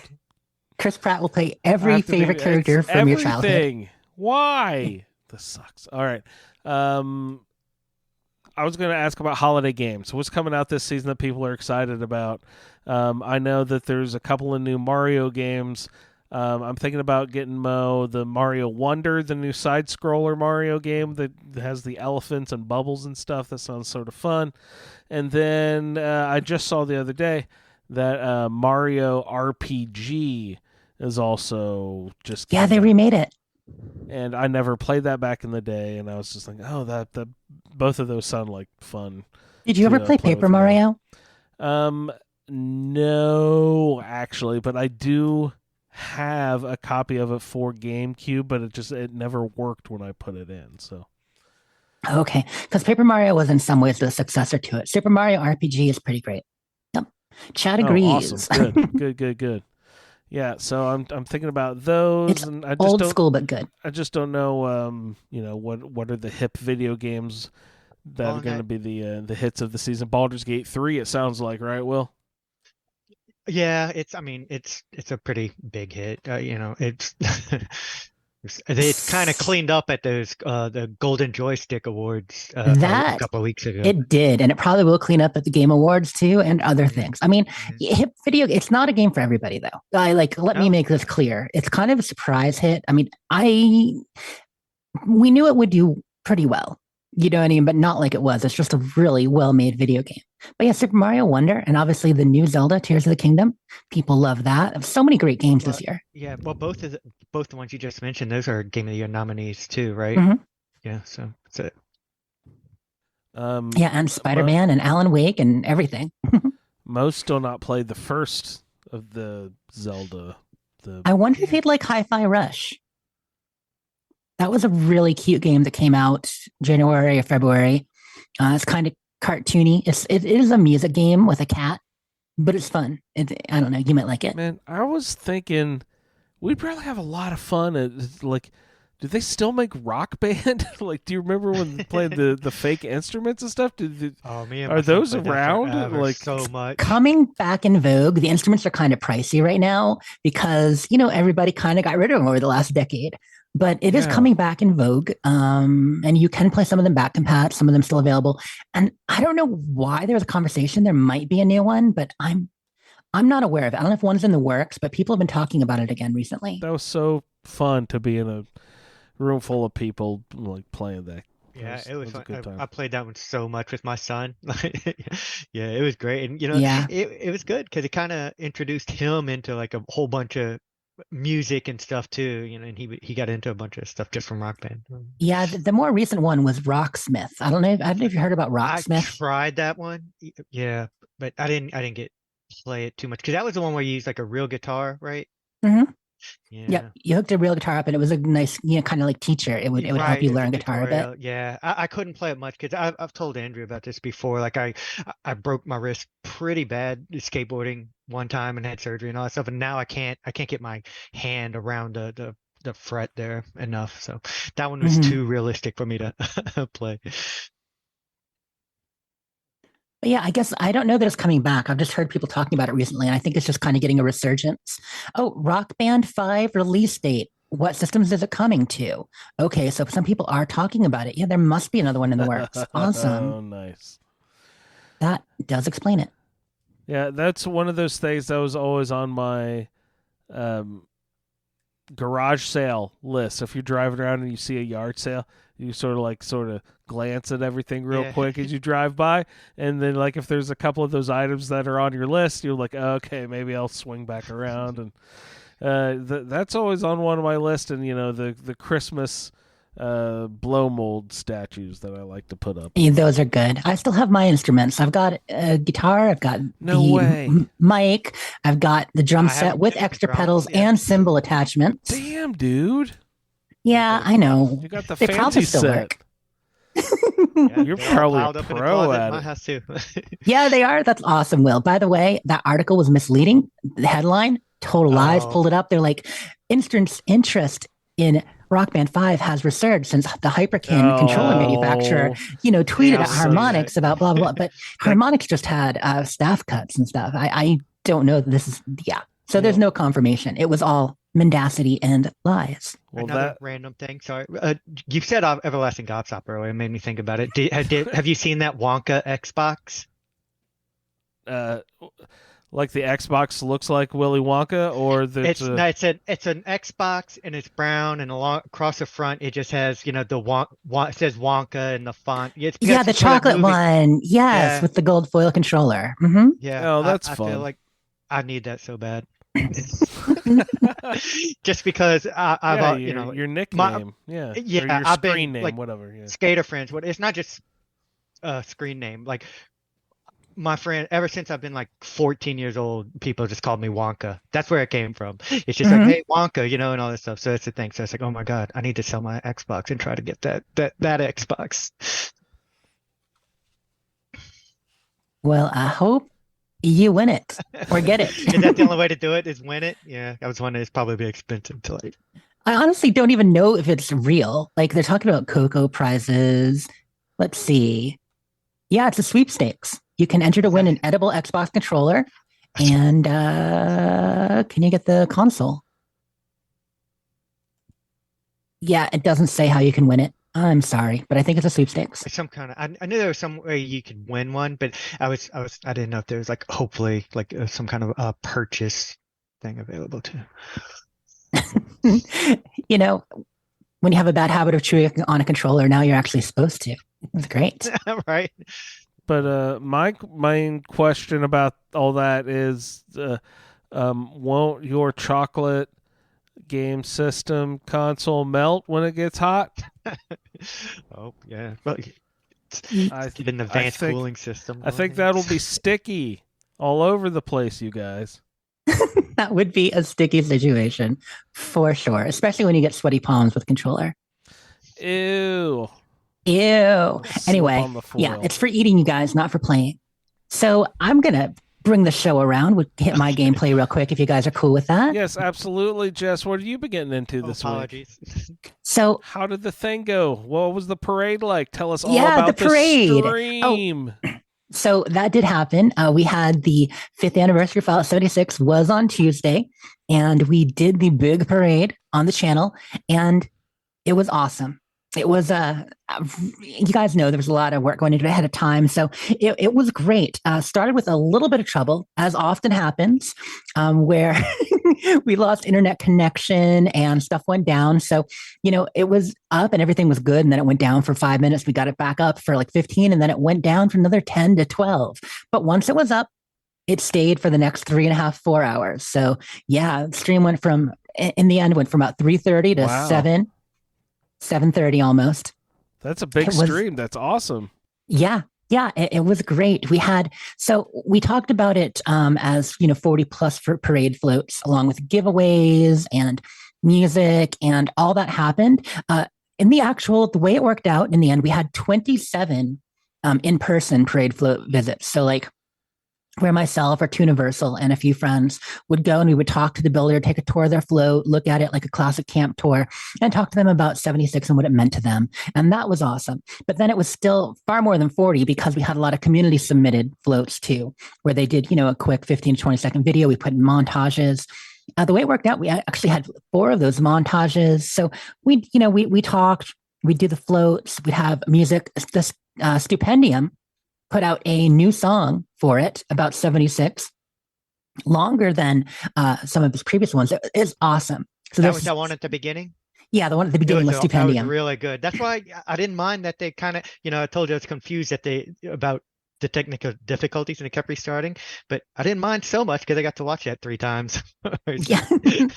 Yeah. So the stream, someone asked if the stream was recorded. It obviously, it was on Twitch broadcast. So the VOD is up on Twitch. It'll be up there for a couple of months still. And then there is a YouTube version as well now that I think Ken just uploaded today. So that'll be on YouTube. You just search Fallout 76 5th Anniversary Parade. But also if you go to the Bethesda Twitch channel, twitch.tv/Bethesda, it'll be right there. It was really highly watched. We had over 2,000 people watching live most of the stream. And it's showing 20-some thousand views now. So a lot of people checking it out who couldn't make it live. I love that. So many participants. I want to say, thank you to everybody who built floats, who submitted videos, who gave their time, who took part of their day to show up and watch. Like chat helped make it fun and exciting. It was wonderful. Obviously, there are people who were there just to win atoms and get on with it. Give more atoms, and I can't blame them. But no, a lot of people really seem to enjoy it. Happy about that. Some great feedback, despite the hitches at the beginning, which definitely threw us for a loop a little bit. Just, obviously things go on. It was fine. We worked it out. We actually had some backup stuff. So what we ended up having to do was we had sent backup copies of a lot of it to people at Bethesda as security. And lo and behold, we needed it because Ken's primary internet went down of all times. There was a Comcast outage. Not to get too into it, but it was bad. So, but we made it work, and it was super, super fun. Just like I'm saying, thank everybody. So you can watch it on there, and I'm actually going to upload the individual videos from the floats that I saw. I've been asked by 2 or 3 people to do that, so that will be fun. But the stories, you mentioned, Will, that. It was touching at times. Yeah, I was just about to say it. Yeah, it was at times. It definitely got sort of very heartwarming, and I may have been a little weepy there for parts of it, but it was touching here. A lot of the stories and everything I had to say, and plus, talk about other people that friends. Well, I mean, the game has meant so much to us over 5 years. It's been a place where many of us connected. I mean, we've talked before about how some of us have met our partners, spouses, closest friends in this game over the course of 5 years. We have not just met people, we've lost people. And there was some of that too in the heart story section. People talking about friends that had kind of brought them together and, that they may have lost or, going through a hard time. This was the game that they were able to reach out to find people. I talked to my friend Mel, who listens to the show sometimes. So hi, Mel. And Captain Mel was the second float that I did in person. And, we talked about how he is disabled and has a number of health conditions, and things can get kind of iffy for him at times where he's bedridden at times. And this has allowed him to come out and, socialize with people, have a regular routine, because when you can't rely on your health, you can't really develop a routine. And that can kind of keep you from developing those close friendships that happen by, meeting every day, every weekend at the coffee shop, or whatever. But in that game, we have it. And so Mal and I sat down and talked about that. And I felt it was important to get that kind of perspective from people. Not, we love the game. Yeah, we want to celebrate. Yeah, let's talk about the build, but also what has it meant to you? So anyway, parade went well. It did. And I also, by the way, I get a little special excitement with just seeing the floats in the parades and stuff, because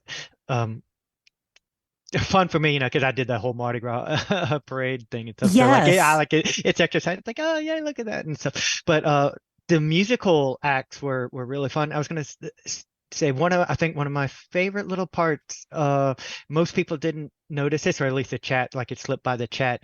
The one girl, I don't know who it was, she was playing the violin and going to the woods and all that stuff. And then like it was supposed to Yeah, be Biodance. yeah, it was supposed to be a rad roach running Yeah, in the her pup. woods. And Yeah. it was her pup. It was a little, like a little Yorkie with the rad roach wings on it. And she shot it. And it was so cute. That was my favorite little part. Of course, like, but the chat missed it. They're like, no, the dog, no.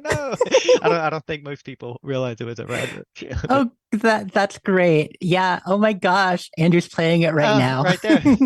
Yeah, it's a fantastic performance by Biodance. She did a Fallout 4 a violin version too. So she did that. That was wonderful. But yeah, we got a lot of letters. I mean, of course, most of them went to Ken and stuff, but I got a lot of notes from people in the community about how they felt about the stream and stuff. And even from some Bethesda higher ups, just one of them mentioned, be right back, tearing up over Mal's story. How special is it we create a place for people to connect with one another, regardless of their circumstances that make it difficult for them to make friends otherwise? Congrats. And another person at Bethesda said, thanks so much for the hard work to put the stream together today.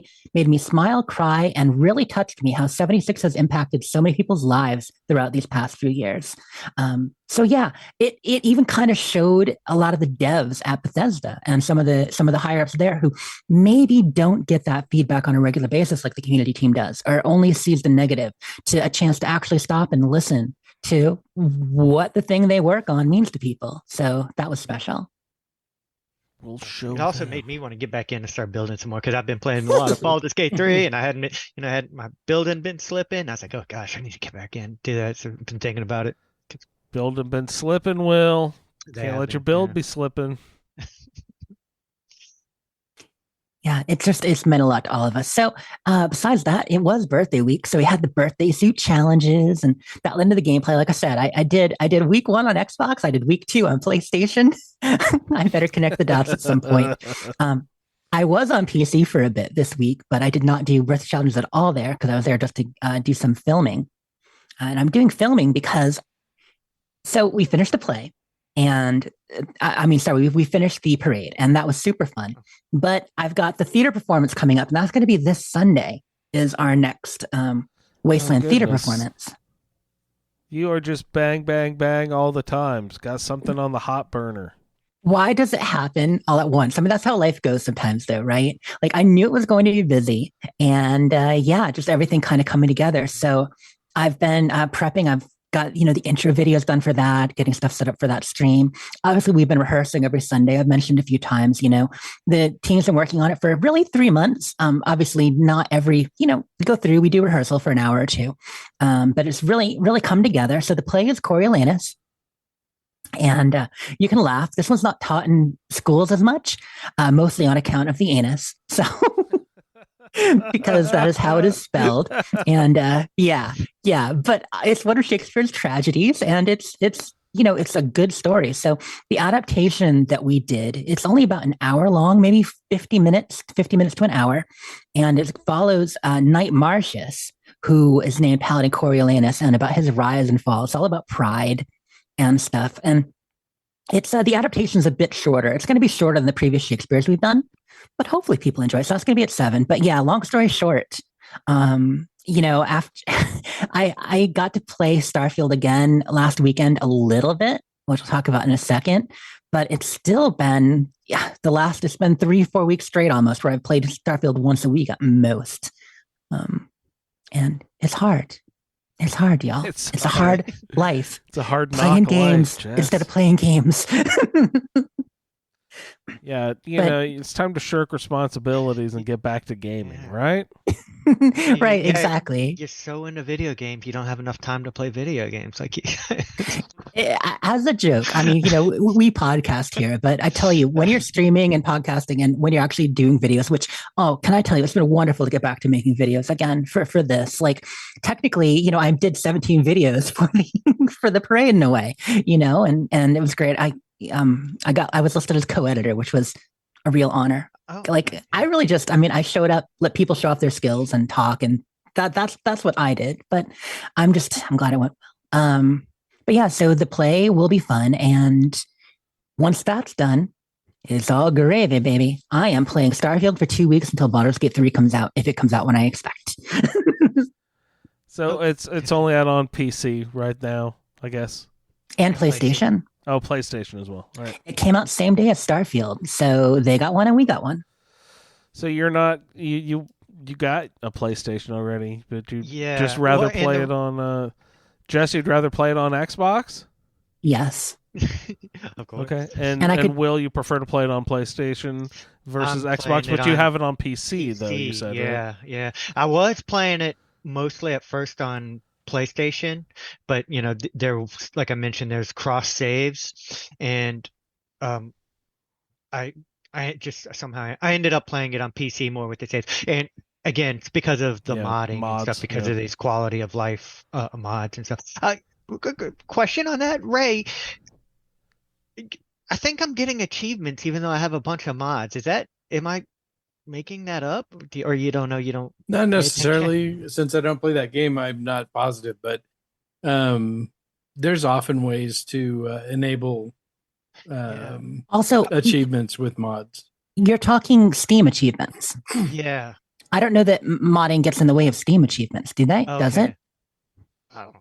It does Xbox achievements, Okay. for level playing field, but I don't know if it gets in the way of Steam achievements. Probably depends on the game. Toss it out to the Discord. Discord, you guys know? Yeah, I don't know, because I don't get any of those annoying achievement pop-ups when I'm playing Fallout 4 or Skyrim or anything. Ring a ding ding. You just keep them off. Yeah, it's funny. I have Steam achievements. I don't even know what they are. Like, don't pay attention to those at all.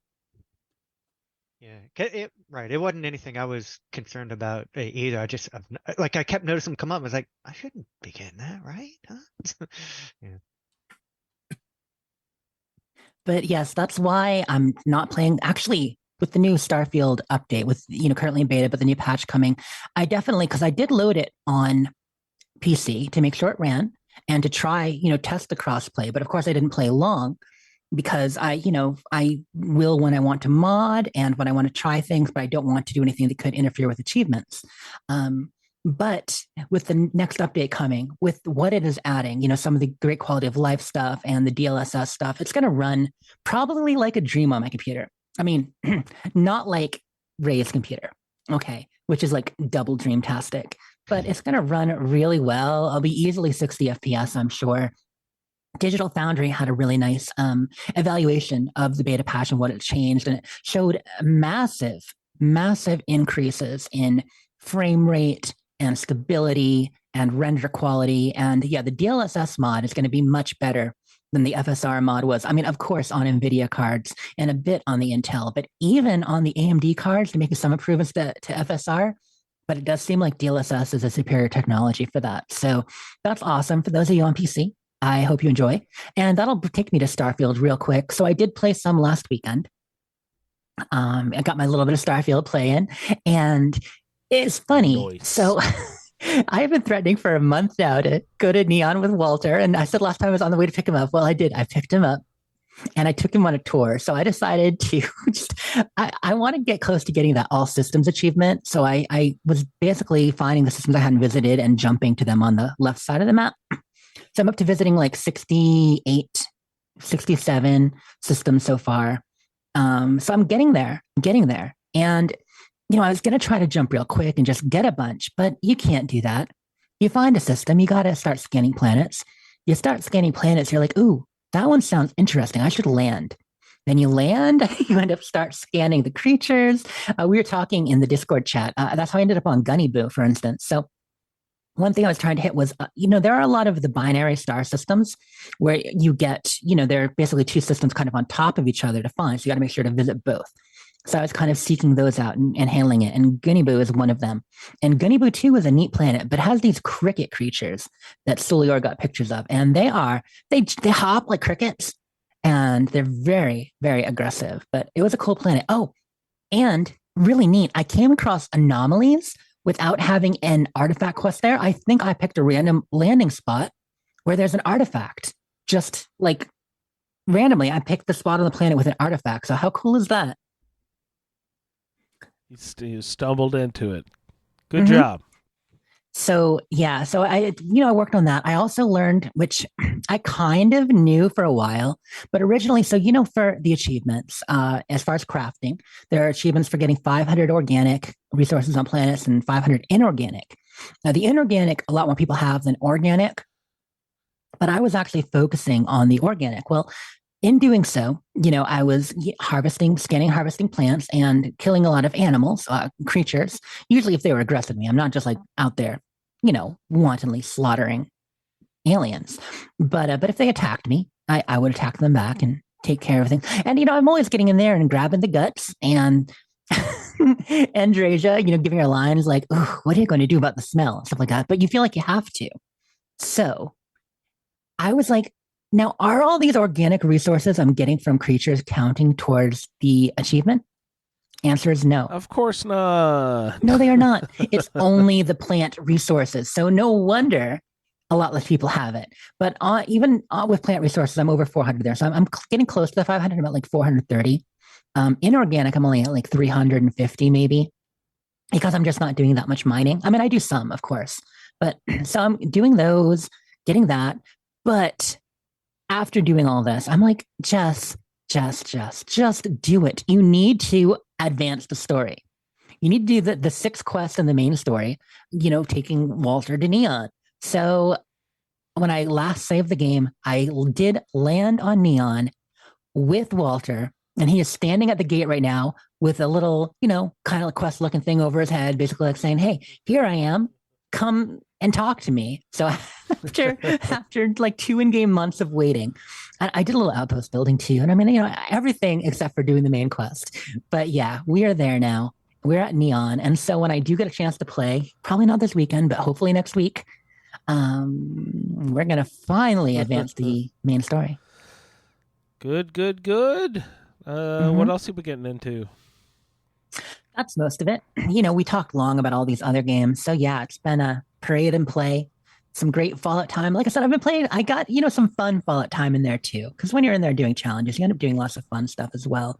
One thing that was really neat about doing the parade, like the prep, the recording, bringing people in, is that a lot of people who we brought back in, to participate in various aspects, or people watching, they're like, "Gosh, you really made me want to play again." So between that and birthday suits, worked on me.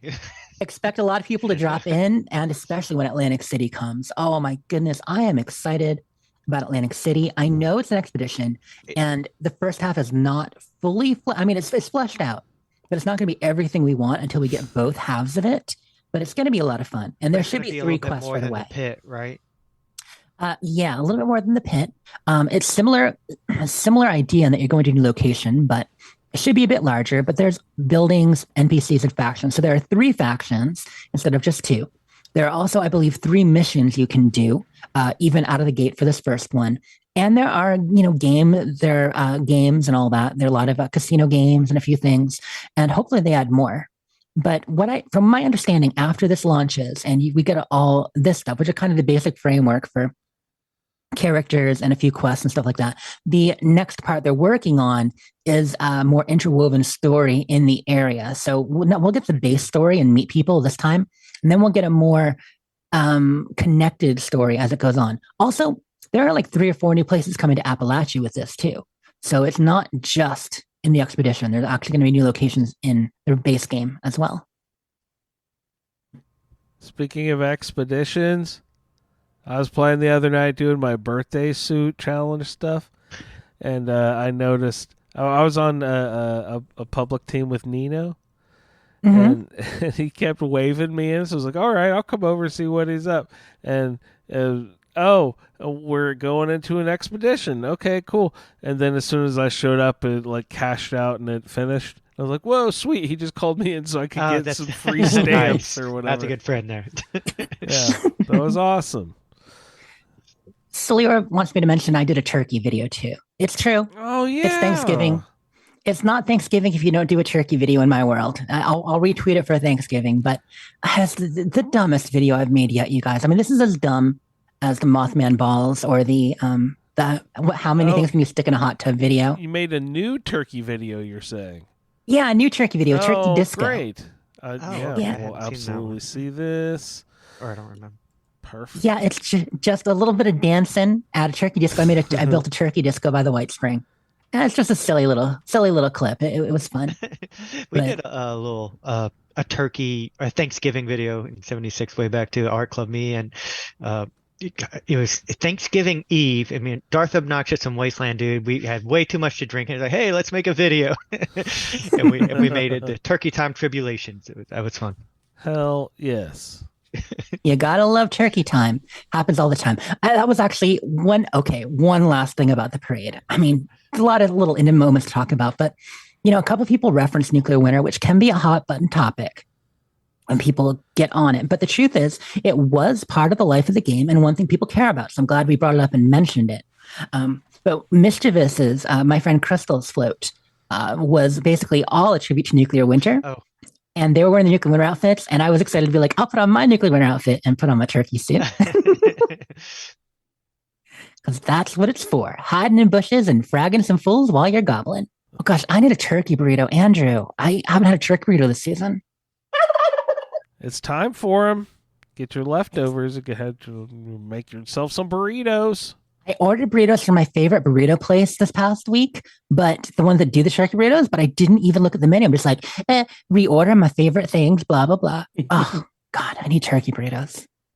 Yeah, that is one of my main sins, is that I get a favorite dish at each of the restaurants we go to, and I never, ever, ever stray and order new and different things off the menu. I'm always getting the same damn thing every time we go to different places.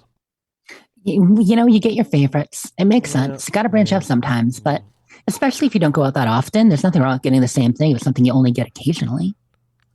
Went to an Indian place for lunch once this week. Oh, it was delicious. I haven't had Indian food forever. It was really good. I love Indian food. Yeah, absolutely. Palak paneer, chicken tikka masala. Hell yes. So that is our gameplay. A little bit of Fallout in there. Do we want to jump into a game or something? What time is it? Game time! What do we got, Will? Oh, it's me. Okay, yep. We got this. Hopefully this is simple. I did hear you call me out a couple of weeks ago. Oh, I apologize. Always I with love. I didn't mean it. Yeah. It was just No, for it wasn't much. show. It was just because you had We're just brought a still game and you were like, friends. "This is really simple." So I know Will's going to be upset. I was bringing this complicated one, but this one was actually made way back, so it was simple even beforehand. And we've had similar games to this, but it was a little bit different. What? I lost a card already. Okay. Oh whoops. no, the game's ruined. It's ruined. Never mind. No, I'm No, good. People are asking if the game comes with a story. So yeah, we can start with the rules.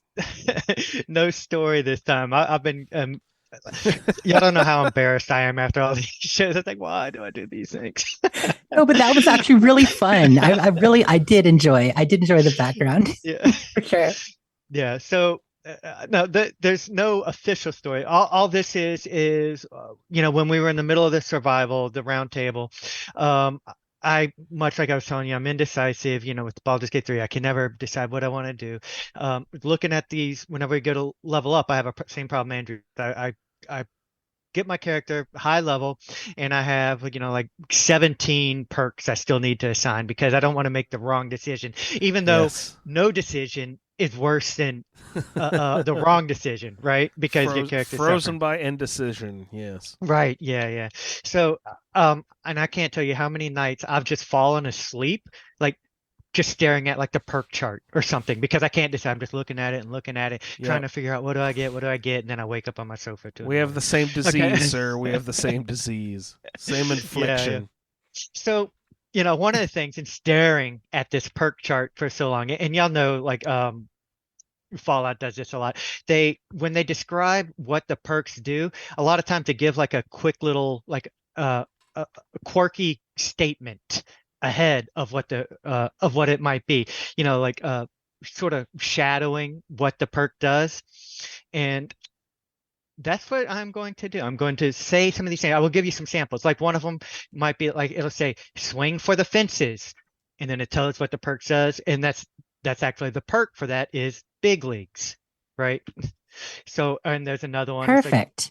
like choo choo, all aboard. You know, Pain Train. Oh, pain train. jeez. Right, yeah. And He's burning the easy ones now, and he's gonna have a lot Yeah. of hard Darn it. ones. You we got a guys. lot. Well, I think y'all get most of these. This told you this is a simple game. We got this one. But so that's what it was. And not all the perks in there like have a fun little comment before it, but a lot do. So that's what I thought I would do. I thought I would say these fun little comments, and you guys buzz in with your name, or say your name. And This is the text written below the perk. Right. Yeah, this is Okay. the sort of the first line, that first little funny line before they say what the perk actually does. But you don't have to say what the perk does. You just say just what need to perk name it it. Yeah. is. right. Being Let me specific about the make it- perk names, I'm always like, oh no, it's the one that lets you do that thing. We'll play it, but see how close you get. Like if you say, "Oh no, it's the one that does that thing," I'm probably not going to count it. But I'll okay. try not to shout that out then. I think you'll get most of these. I think I'm going to do actually because I will complicate it a little bit more. That's what I had to do. I'm going to divide this into 3 rounds. Let's We will do toss the a first wrench in round. here. Okay. First round, 1 point each. How's that sound? Okay, so you're not stupid, just different. Is that for any of us? Do we say our name? Oh yeah, say your name. Buzzing. Yeah, Jess, get up, Jess. Idiot Savant. Idiot savant. That's what Very I good. was. Correct. Bing, Bing, Good bing. job. Ding, Okay. ding, ding. All right. Watch out for flying eyeballs, Andrew, Andrew. bloody mess. Bloody mess. Very good. Bing, bing. Are you keeping score, Will? I am. I'm keeping Okay. score. Although y'all know my It score is doesn't- suspect. it doesn't Yeah, matter. It's all for we usually fun need anyhow. Jess to back us up a bit. All right. Channel the spirit of the Old West. Jess. Mhm. Gunslinger. Gunslinger. Oh, No one for right. Jess. Makes Awesome. sense. Okay. And this probably would have been better when we were in the middle of Fallout, playing it, when our minds were fresh looking at the perks. But Look, we've we all should played enough. always be. I mean, we are a Fallout show. We should We always. are Fallout, right? Okay. This is an awesome game. I don't know what you're talking about. This Yeah. is great. Well, It just is- because it would have been fresher in the mind was all. Oh, Yeah. the specifics. We do have that sometimes. We do like a game about Fallout 3, and it's been a few Yeah. years. Yeah. Yeah, so, okay. Here we go. Next one. Who needs friends anyways? Ray. Oh. You said Ray. I want him to guess. Get it, Ray. What you got? Oh gosh, there's no introvert, right? So must be lone wanderer. Yeah, There that's we go. awesome. Introvert was right. Okay. Thank you for letting me Um, volunteer you. That's great. Yeah, and I gave it Good to Ray. move. Okay. Okay. Y'all love this one. Let Vault Tech guide you. Jess. Jess. Back again with the white vans, Daniel. Man, yeah. That's right. Perfect. All right. Good job. And there was much rejoicing. Become Whisper, become Shadow. Ray, Ray. sneak. Sneak. Very good. Oh, I was gonna guess ninja. Well played. You've learned to apply ancient martial arts to gunplay. Jess. Jess. Gun fu. Gun fu. Yay. Yeah. And there was much rejoicing. Feeding soundboards. Watch out. Okay. You're part tree. Ray, Jess. Oh, Ray. rooted. Oh, Rooted. perfect. Right. Makes good sense. Find the gap and make the tackle. Oh, There's no Feel- linebacker perk, is there? I haven't heard that. yeah. Find the Uh, gap and make the tackle. Is that like for a Jess? Jess? Penetrator? No. That Darn it. Because you can shoot around corners with that kind of. You know what I mean? Like Yeah. through obstacles. Makes logical You- sense. You were on the Yeah, I picked the wrong one. I was gonna say Andrew was sort of on the right path when he was talking about linebackers. They do this a lot. Not a lot, but sometimes. Okay, give up. Blitz. Oh, Blitz. Mm. That's Ray. We should have gotten that. Yeah, should have. That's one of the that's the ones we like. Come on. Okay, and last one for round one here. Last one pointer is, who is he? Why does he help? Who cares? Oh, Jess? Andrew. Go ahead. Jess? The mysterious stranger. Yeah. Okay. Yeah. Love that dude. Okay. All right. We cool here? Wait. Let's keep going. Oh, well, Did you say we just hit level 2? yeah, we're moving to round two. Current score is 5-1 to 3. Jess is in the lead, but all points are doubled, so anybody's game. Da, da, da. If nothing else, you can take a beating. Andrew. Oh, Ray. Toughness. Yeah. Toughness, very good. I've read that so many times, couldn't remember the perk. Okay. Sure, you're still human on the outside, Andrew. Andrew. Oh crap. No. I was gonna say mutated, but that's not right. Okay. Jess. Jess. What is it? Ghoulish. Jess? Ghoulish. That's Yeah, you right. got it. That's right. Whoops, I wrote. Yep, see, I told you my score was suspect. I wrote down a 1 Good job instead of on a the 2 for you, steal. Ray, on that last one. Okay, I fixed it though. You've learned to split the atom and command it. What's the name of the perk? Andrew. Is it nuclear physicist? That is nuclear physicist. Very good. Nice. Okay. The bigger the boom, the better. Oh, it's Jess. I used that one. What the fuck? Big guns. That's a wicked simple one, right? Just big guns. No. Right. Do I lose That's points for being wrong? I haven't been marking y'all off. No. Okay, so good. You just lose your opportunity. Yeah, Ray. Demolition expert. Yes, Demolition that's the expert. God, Yeah, I there still we go. couldn't remember it. Good one. Okay. Death becomes you. Oh, Andrew. Andrew? Is that the Grim Reaper? Yeah, Grim Reaper Sprint. The Grim Reaper Sprint. Sorry. You don't have to give that one to me. I didn't I gave say it the to No, whole you. you name. got You were it. there. That I was didn't close say the enough. whole That name. wasn't that one guy or that one thing that does the thing. So it's okay.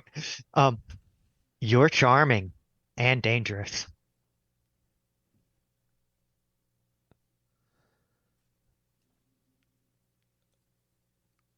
You're charming and dangerous.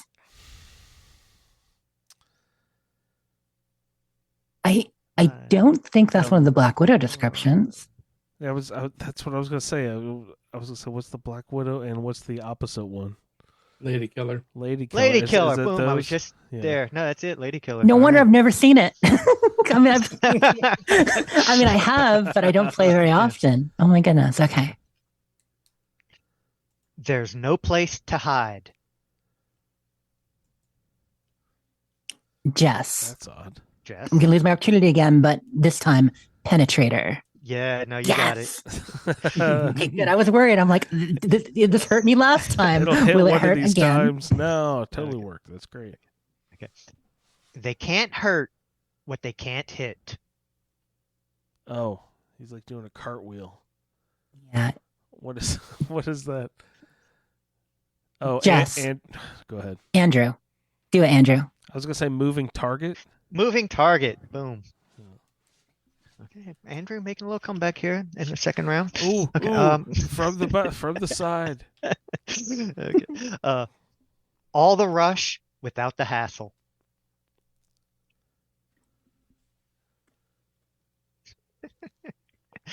Oh, the rush without I remember the name of it. Jess.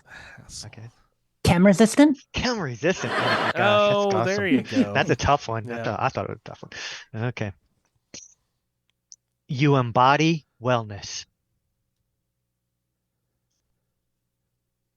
Andrew.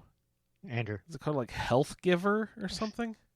I'll No, give it to you. no. Life. Life giver? Life Yeah. giver. Yeah. Ugh.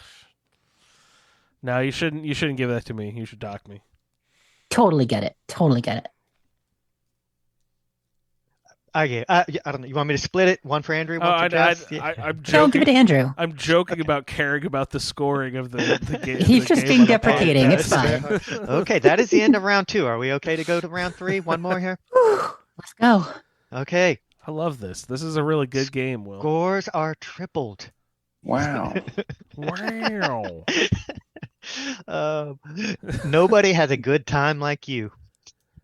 Oh, Jess. and yeah. Party girl. Yeah. Yay.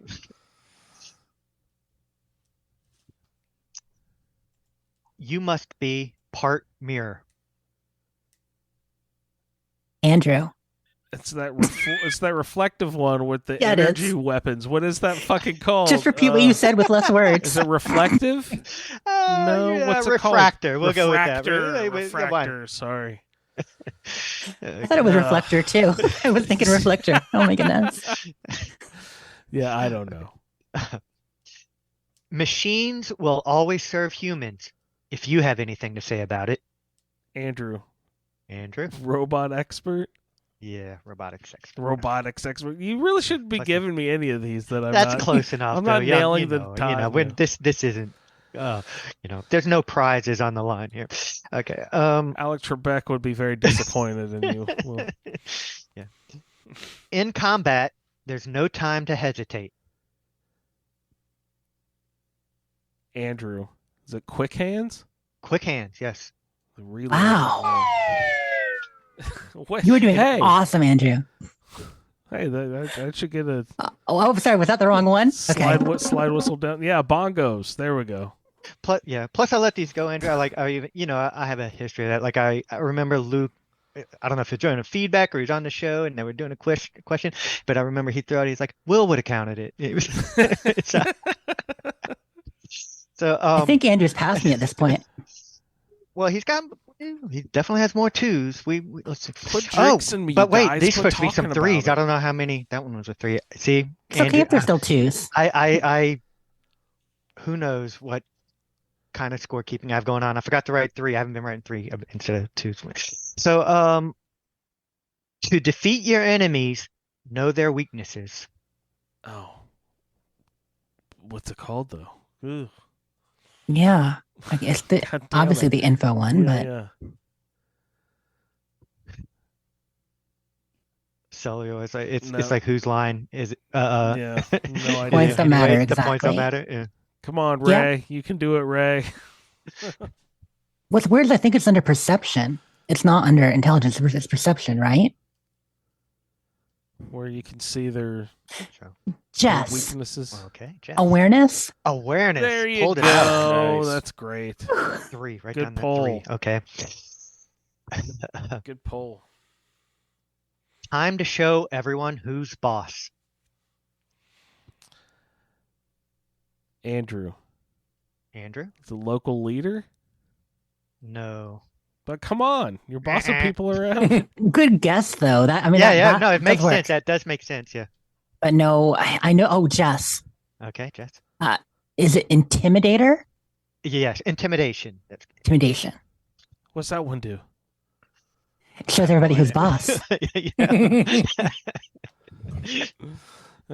Perfect. Yeah. That wasn't part of the game. I didn't write that down. I don't know.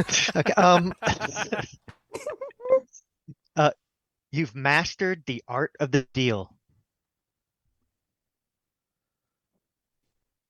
What's it called? A picture of the sign thing. Mastered the art of what? The deal. deal. Oh, the deal. Was that cap collector? Cap collector. Yes. There you go. Ray back on the board. What goes around comes around. Ray.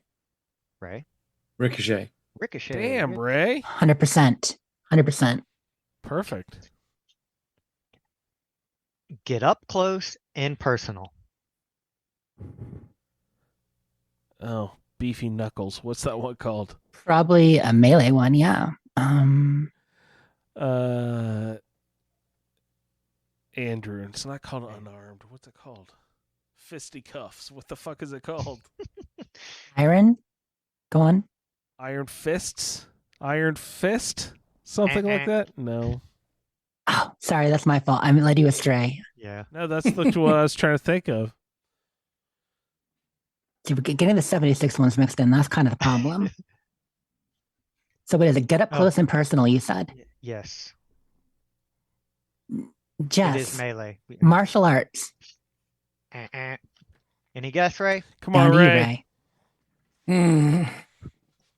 No, I don't know. Okay. Basher. Mm. Basher. Yeah, it's a tough one. No, Okay. no one uses bash. Come on. I know how.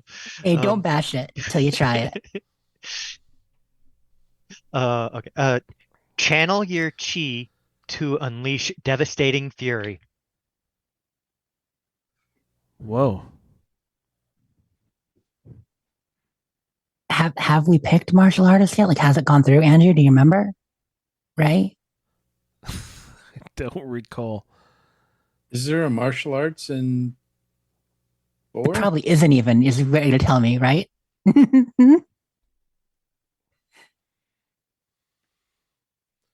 Meditator. No, but it's really funny because y'all have said this before in a wrong answer. Channel your. Yeah, I don't know. Iron Fist. It is. I was going to say Iron Fist, and I'm like, no, it can't be. I convinced myself that was only in 76, and I was wrong.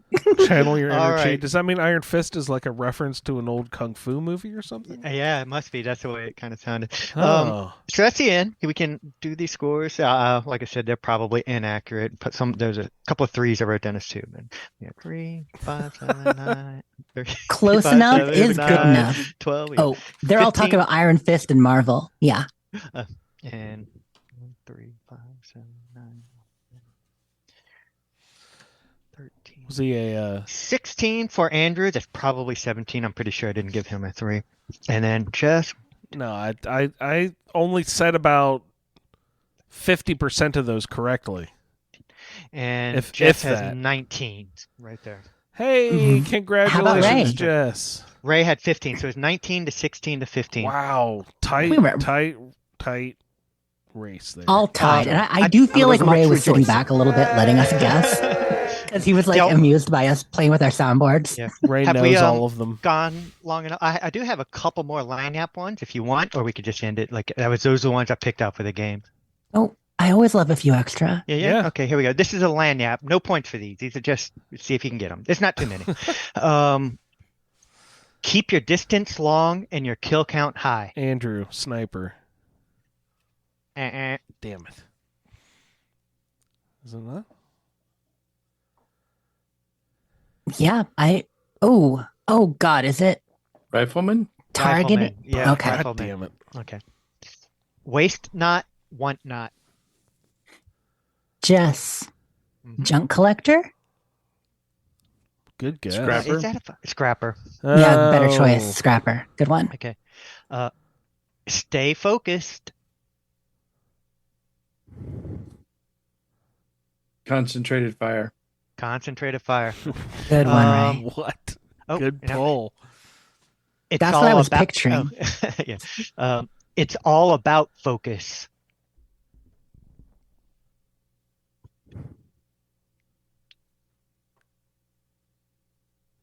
That'd be sniper. Again, I That's want to say sniper. Yeah, sniper yeah, that one again. is sniper, right? yeah. Ooh, but I am don't not wanna getting say these it. lanyards. These are good ones. I'm gun shy. Well, to these say are the ones sniper. like that I probably decided could be left out. You know, I tried to make it an even around each map, each round. It's like, but, yeah. People are saying it's the photo mode perk in chat. Yes. Me and Frosty had that whole conversation one time in 76 about like the ultimate photo mode build. Mhm. Master the post-apocalypse.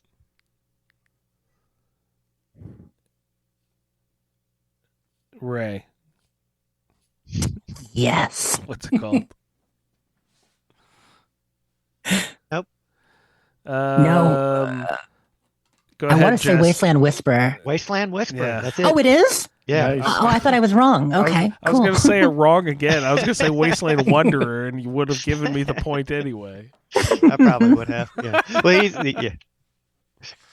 Wasteland Whisperer, Um, yes. Your digestive tract has adjusted to the weirdness of the wasteland. Yes. Jeff. Iron Lung. No, stomach, but I said that for Andrew. Perfect. Lead, Yes. lead belly. Lead Oh, belly. lead belly. Lead belly. Oh, that's perfect. Iron lung All to right, lead okay, belly. we got 2 last ones here, and then we're done. Stay on target. Didn't we already do this one? Something Star Wars. Oh, no, this is the like the Furious one where you get extra when you When Vats jumps to the next I target. think yeah, exactly. What's that called? No, that's Gun Fu. That's gun fu. Gun nut? No. Stay on target. Oh, I is guess it I the don't one know. where you can target I was thinking additional specific- hits. Yeah, Accuracy. it's another one. target specific body Close. hits? Well, a steady aim. I'm not even sure what steady aim Steady does. aim. Thinking about it now. I think that it's every time you hit, you get a slightly 10% more like chance of Yeah. hitting. Like that percentage goes up. Oh, okay. I Yeah. think. Like Furious. Yeah. All right, and okay, here we go. Very last one. You are a creature of the night. Night person. Night person. Yay! Okay, game's My over. favorite Very part good, card y'all. picture. I was gonna say vampire. That was fun. Yeah. Yeah. Y'all got most of them. That was good. Thanks, Phil. That was a Yeah, great game. that I was- love that one. Yeah, that was amazing. That was perfect. It's kind of like guessing movies from the taglines, you know? Yeah. Which I bet Absolutely. Andrew would be great at. Now we're gonna go through every game, and I'm gonna look and see if they have descriptions on the perk cards in 76 and all the. I'm trying to remember. There are too many in think- 76. no, I think with the extras, we covered all of them in 4 pretty I think much. they or at do least it in close every to it. game. I Close think to they did it. it back There in were- Fallout 1 even. Yeah. You know, I cherry picked the ones that I wanted to do, and I think there were some I left on there. And then, of course, there are some that didn't have like weird little things. Like one's like the Yeah. what can I see here? Look, I'd have been terrible at this game. What's the one that helps you build the what is it, gun nut that just helps you do the mods and stuff for your weapons? Yes. Hmm. Yeah, like that and armor and things like those. Those just say first level, you can unlock mods. They didn't have any like little things. But Yeah. Next, we'll have to do one where you have to guess based on the image that pops up. oh yeah. Like a guy munching a little- mole rat. Great. Do you guys want a double dip of? And now that you played the song, we have to. Oh, I mean, we don't Definitely have for to. By the way, I would have done terrible at last week's game. I think I got the only one that I had a guess at was the one that y'all didn't get, that nobody got. That was the only one I knew. You have to Which remind one me was what that? was it? Yeah. Oh, and you were it was that Fist Rooster game that Right. Yes. Yeah. Fist Rooster, we did Pigcorn. But so whichever one we didn't get is the one. I don't remember which one it was. Yeah, I was just like, because I was sitting there. It was one of the early ones. It's like, all right, I got this, and then nobody had answered. I was like, man, I had it. Wish I would. And then I had no other ones. I was like, I don't know these. Which one didn't So they that- get? Was it, Dude Dwelling, Bloke Building? No, someone got Mr. House. Champion Boogie. People didn't get Champion Boogie, did they? I don't know. No, I don't know. I can't remember. It was last week. Who knows? Oh, last week. Who remembers that? Remember it like it was yesterday. I remember like it was 10 Last years week. 10 years ago. All right, guys, for my game that I brought tonight, I just want to play a little game with sound here real quick. There are 1, 2, 3, 4, 5, 6, 7, 8, 9, 10, 11, 12 sound files that I move from episode to episode for the Fallout feed. I want you guys to name for me the sound files, the sound drops that we use in the show every episode. So scream at your Unbelievable. phone list. Okay. This is a Scream at Your Phone list. Please name our drops. This is pretty good. This is pretty good. Yeah, I don't know. How do you guys think you could do it? Yeah. Are we going Alright. to go in order like we do? So Yeah. Let's go. Wait. Let's go in order. Oh yeah. my God. I'm do already a- stuck. I wrote 2 down. Well, we'll let you go first then, because you're our guest. Okay. Lee. Perfect. Yes. Lee. All right. Good job, Will. Jess, do you have a drop? and there was much rejoicing. Oh, I was. Sorry, technical difficulties. Yes. And there was much rejoicing. Yay! That is one of my absolute favorites of all time. Good job, Jess. Ray? All right. I'm going with game time. Game time. Whew. Good job, Ray. Will, it swings back your way. Scorecation. Very good. Mo's be very happy with you, Will. Good I job. don't think we got any scorecations this week, y'all. People done with the board. We're enjoying it at this point. Mhm. Jess, I think you were up. Okay, I'll just go with the obvious starvation. Yes. I said the star born or the star boop. I would have accepted both because we use them for the same occasion. All right. Very good, Jess. Ray, I think we're swinging back to your direction there.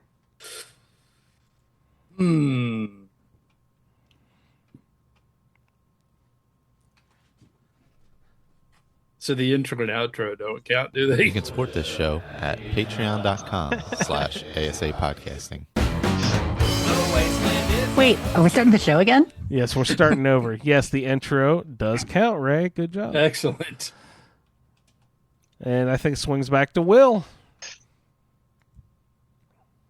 Take it, Will. Do I it. can't. God, Take it. I'm out. No, for but now. it's connected to the one that just Outro. happened. Oh, with the outro? There But you don't go. play it, Andrew. There's still more show to go. Thank you for downloading this episode. Don't sign off. Okay, so we just did what? Have we done 9 so far? You said there are 10 we have to do? I think 12. Did I say? 12. Okay. Yes, Okay. 12. So, wow. I know there are more, but we got all the usual ones.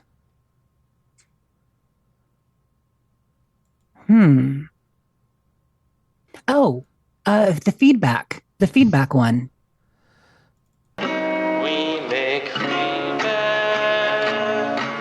Very good. Ray? Sad trombone. Yes, of course. The classic. You can't have a goddamn show without the sad trombone sounder. You need that and all its variations. Okay, I think that's Will. I can't think of anything. But there's not an iguana bits one, is there? No. No. We need a news wire. We got one in chat. That's a great giveaway. Oh. I Steal it. take it. Steal You it, can Will. take that Yeah. one. Steal it, Will. Vuvuzela, the mutant hound or Vuvuzela? You No, win. Lee got that. So that counts as one, right? Like he just did the mutant hound. I want to do the Vuvuzela. Oh. Oh, well.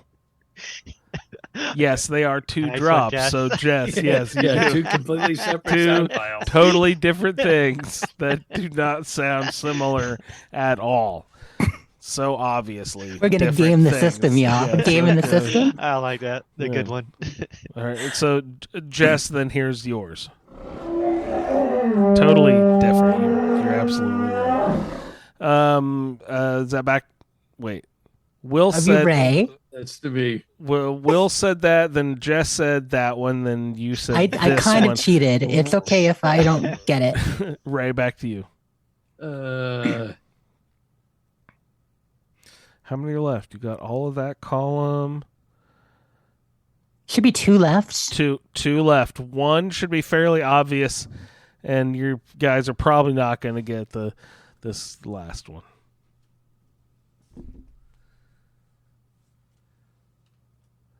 One should be fairly obvious. He doesn't have an applause. No. He doesn't do a rim shot. No. Ray, either of us can get this one right. Because I don't know. You want to put our heads together? Work as a team. So, besides games and bits and shouts, he doesn't have one about shelter. Oh, I'm taking notes now. I need to get a drop about Fallout Shelter. Well, the one that's there was much rejoicing. Is that part of the Yeah. That's all part of the same drop. Okay. Mm-hmm. Ask me about my wiener. About your wiener? No, that was on my soundboard, not his. But that's a good one. I can't believe we're not getting it. I think we might be out. Yeah, I can't think of anything. Because it's not segment based. It's like one of our probably running jokes that we haven't maybe done as much recently. Except for you did one last week, Jess. Oh, quick on your think timer. You don't still use that, do you? Nope. Not the Jeopardy song.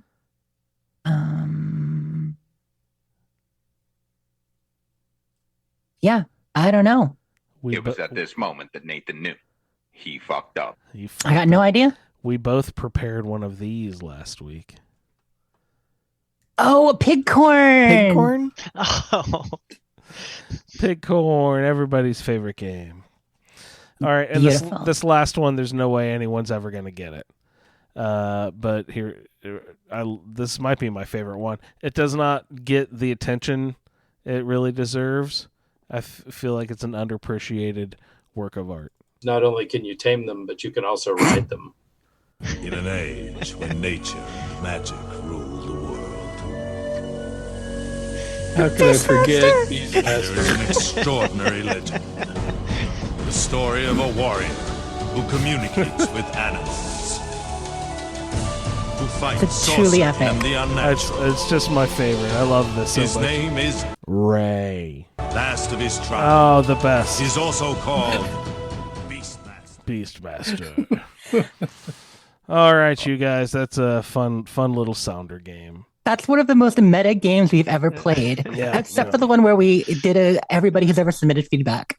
Like, for a couple seasons or whatever.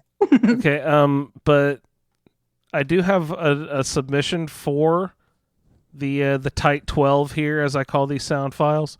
Can I submit to the court here, put this one into rotation as well? Will, you were mentioning the game last week? Fist Rooster. Oh my goodness. If you want a Fist Rooster, you can, but Pigcorn is way cuter. What is a Fist Rooster again? That's Hancock. Fist Rooster. Hancock, right. Okay. Fist Rooster. Oh, that's so great. So you've also got... It sounds like it's played backwards, too. It is. Yeah, he added that effect to it, for sure. Rooster. Yeah, it's how they make people sound like ghosts in movies, is they take their audio, flip it backwards, put reverb on it, and then flip it forwards again so that the reverb is the only thing that's actually backwards, so it makes it sound like your voice is coming at you in a weird way. It's a cool effect. Yeah. Do you only have 12 on your soundboard, Andrew, or can you have more? Oh, I can have a bunch, yeah. Okay. That's just the standard sort of block that I carry over from show to show to show to show to show to show. And then I figured maybe I shouldn't be making a new file for each of these. I actually have my Fallout feed folder has, mostly like game show reactions like I was playing. But I've also got Crickets, classic. For when I tell jokes, right? For comedy nights. Sometimes. No, but not really. And then I've got my horns. Bum, bum, bum. I love that one. And the rest are ones, intro, outro, and of course, rim shot. Bum. Or Lee. Did you say Lee? Yeah, well, because in chat he said, you got rim shot? Sorry. I had to play it a 12th time tonight. All right, so we are, of course, going super long because Will's on, and we love chit-chatting with Will. But we do need to check it. No, that's why we have Will on, because we love talking along. But we would like to check in with some Iguana Bits if we have a few newsworthy items this week, Jess. Iguana Bits. Jessica, to the office, please. Jessica, to the office. Your Iguana Bits are ready. Please come pick them up. Perfect. That's our drop right now for Iguana Bits. That's why I gave it to you. No, I don't know. Little intercom sound. Okay, so I don't have too many Iguana Bits down. There's not a whole lot of news in the world of Fallout that we haven't already talked about with the anniversary. But we do have a few things. So one thing I put in the bits, there's a fun Todd history vid. Todd did a little talk on Wired, essentially going over the games he's worked on in his career at Bethesda, kind of bring up the boxes, reminiscing, talking about each. It was a fun video. I dropped it in the Discord. And while a lot of it is stuff, you might know already, there were some fun tidbits or takeaways from it that I thought were really cool. So first of all, he mentioned that Elder Scrolls Adventures Redguard was the first game he was lead on. So even though he had worked on Daggerfall, he wasn't the lead on it. And after Daggerfall, they did a number of different games. And of course, the Elder Scrolls one was Elder Scrolls Adventures Redguard. And it was his first game as lead producer. Then he talks about how he learned a lot on it, but how the game was too small. And that's one reason why he thinks it didn't do as well. Like he said, they had some really great ideas. It was a tight game. It was well crafted what they had, but it was just a little bit too small and also tried to be too many things. So I thought that was a neat takeaway. And then obviously some of the other games he did at the time too, that he wasn't on. And, he said they did too many and none of them really did great. And so they had to refocus, and everyone's heard the story about how Morrowind was kind of like last ditch effort. Does the studio continue? Does it not? But that was the first game where second game he was lead on, but they made him the sole lead. I worked on that one game, and of course, it was successful. He went, over the classic Oblivion story about how they were trying to do so much. They really leveled up the tech on the engine, and they threw a party when the Xbox was announced to double the memory. They got the call from Microsoft that the Xbox was getting double the memory, because at the time it was a PC and Xbox game only, just like Morrowind was their first game that was on console with PC and Xbox. He mentioned how a lot of times their games work with tiers of tech. So, you had Daggerfall and Redguard and that stuff at one tier. Then Morrowind came out, and Morrowind, their first console game, they obviously updated Gamebryo, but essentially Morrowind, Oblivion, Fallout 3 were kind of all on the same engine, at tech level and how that works. And he talks about how with Skyrim, that was the first creation engine game where they revamped a lot of things. And he gets into in this, what they revamped, what they didn't, and how the engine changes. He's like, so for the next tech level, while all the stuff fed into Skyrim, he talks about how Skyrim and Fallout 4 and 76 were kind of on a tech level. Skyrim was a 360 game, but it was an evolution. So it's maybe think of it as between, but he puts it on the same level with Oblivion.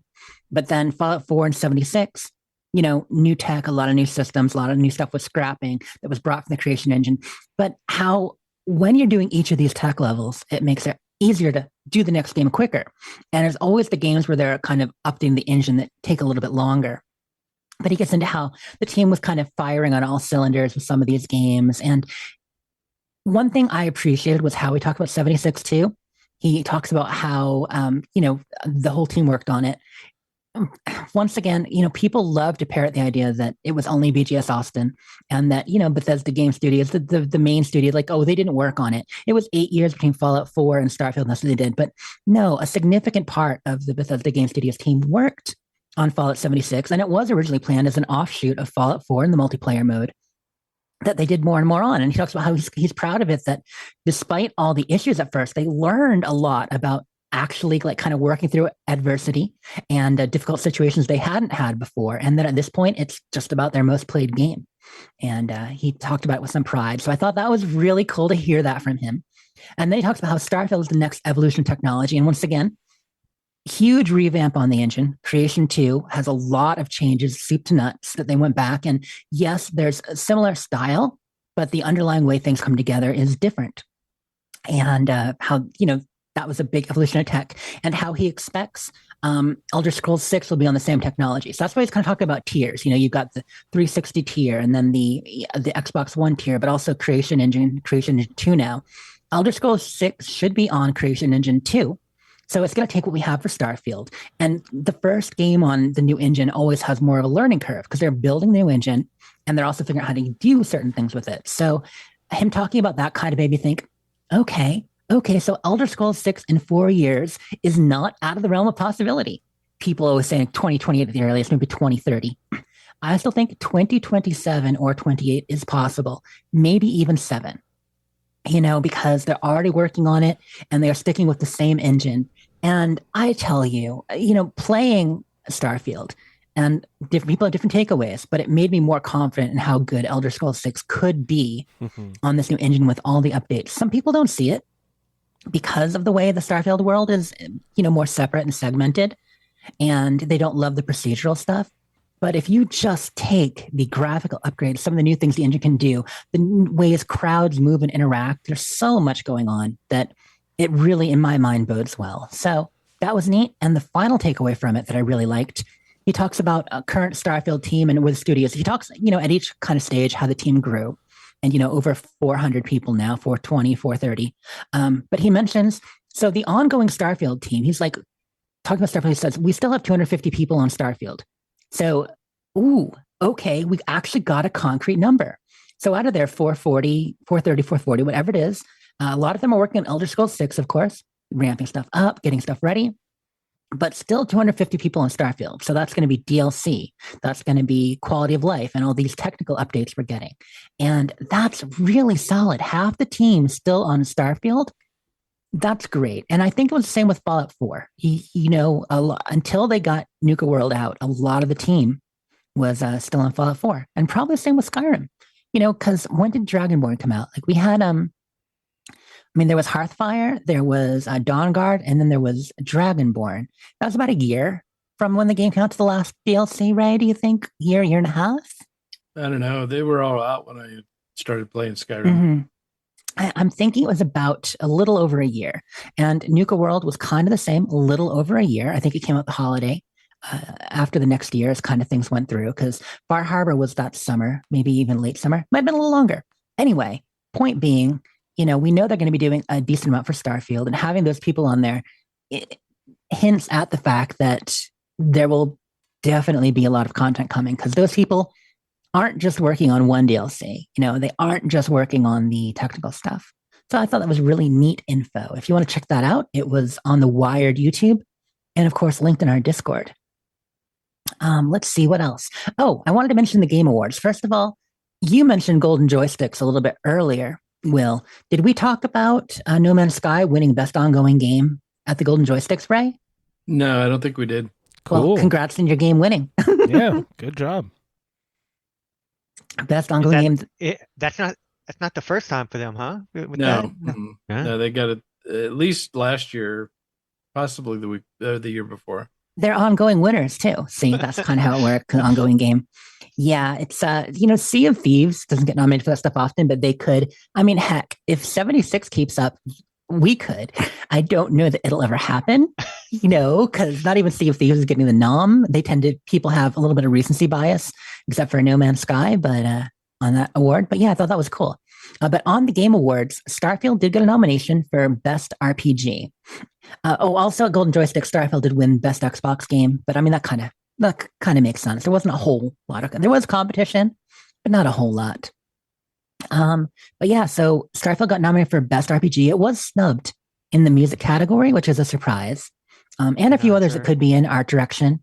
But Hi-Fi Rush, another Bethesda game, not Bethesda Game Studios, but another Bethesda studio game, did get 4 nominations. And they're in sound design and music and art direction and stuff. So that's really cool. Baldur's Gate, which is probably going to sweep a lot of them, got the most nominations of all. But yeah, Game Awards is going to be on December 7th. And I mentioned that earlier because that's when we're going to find out when Baldur's Gate is coming out on Xbox, hopefully that day, hopefully Game Pass. And I'll be in there cheering Starfield for its one category.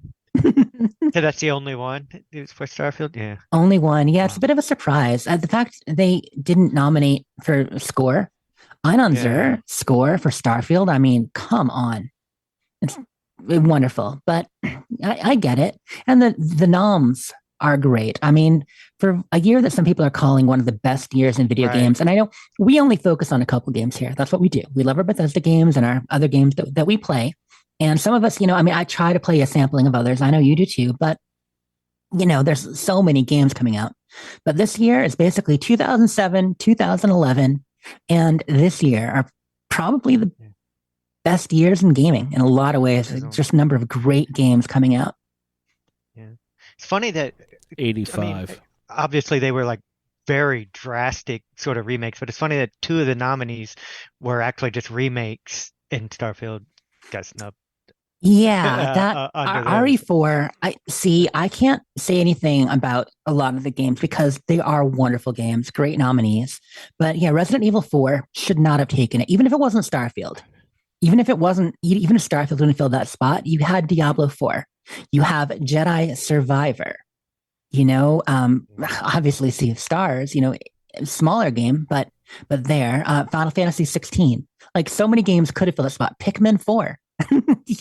I'm actually a little bit surprised that the new Mario Wonder got the nomination over some of these other games too, because it's good, but is it, one of the 6 best of the year? I don't know. Hi-Fi Rush, I just mentioned. Yeah, it came out last week. Hi-Fi Rush was snubbed. Mm-hmm. Yeah, people haven't had time to play it. It's odd. The Game Awards. Here's a funny thing. I think if people don't pay attention to this stuff. So he says that the rules are that games are eligible up until the week of Thanksgiving. Okay, so that would be this week. However, the nominations are done and they announced them a week ago. So how is a game could come out that would be eligible tomorrow and yet obviously isn't eligible because they announced nominees before it was even. So yeah, I think they need to fine tune some stuff on the Game Awards. It's a fun show, but to be fair, in a lot of ways, it's a bit more like an E3. Like half of it is about cool awards and mostly voted on by game critics, which is also how I knew Starfield probably wouldn't get it because we know it has got the 86 on Metacritic, 83 on Xbox, 86 on PC. And, enough critics are mixed on it that it probably wouldn't get the nom. But it is... Game Awards is also half about advertising upcoming games too, which is great. What is their complaints? Why is everyone bitching about Starfield? There's all kinds of reasons. It's a bit of a hot button. I mean, there's people who are legitimately disappointed that it wasn't the game of their dreams in some cases. Okay. Plenty of us who love it for what it is and what it's going to be too over time. But more than not, I think it was stoked by the fact of them being bought by Xbox and it being console exclusive. That did muddy the water for some people. So there's a lot of disingenuous arguments out there about it that kind of colored the overall conversation. Yeah, I get that. Mm-hmm.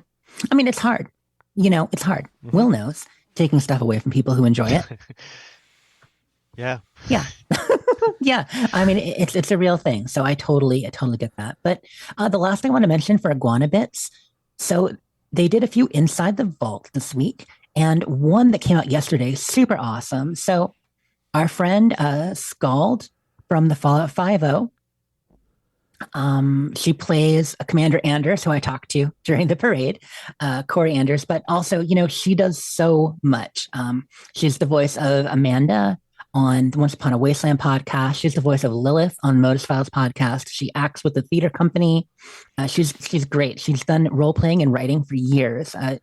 Writes a lot of role play quest lines and stuff like that for the 5.0.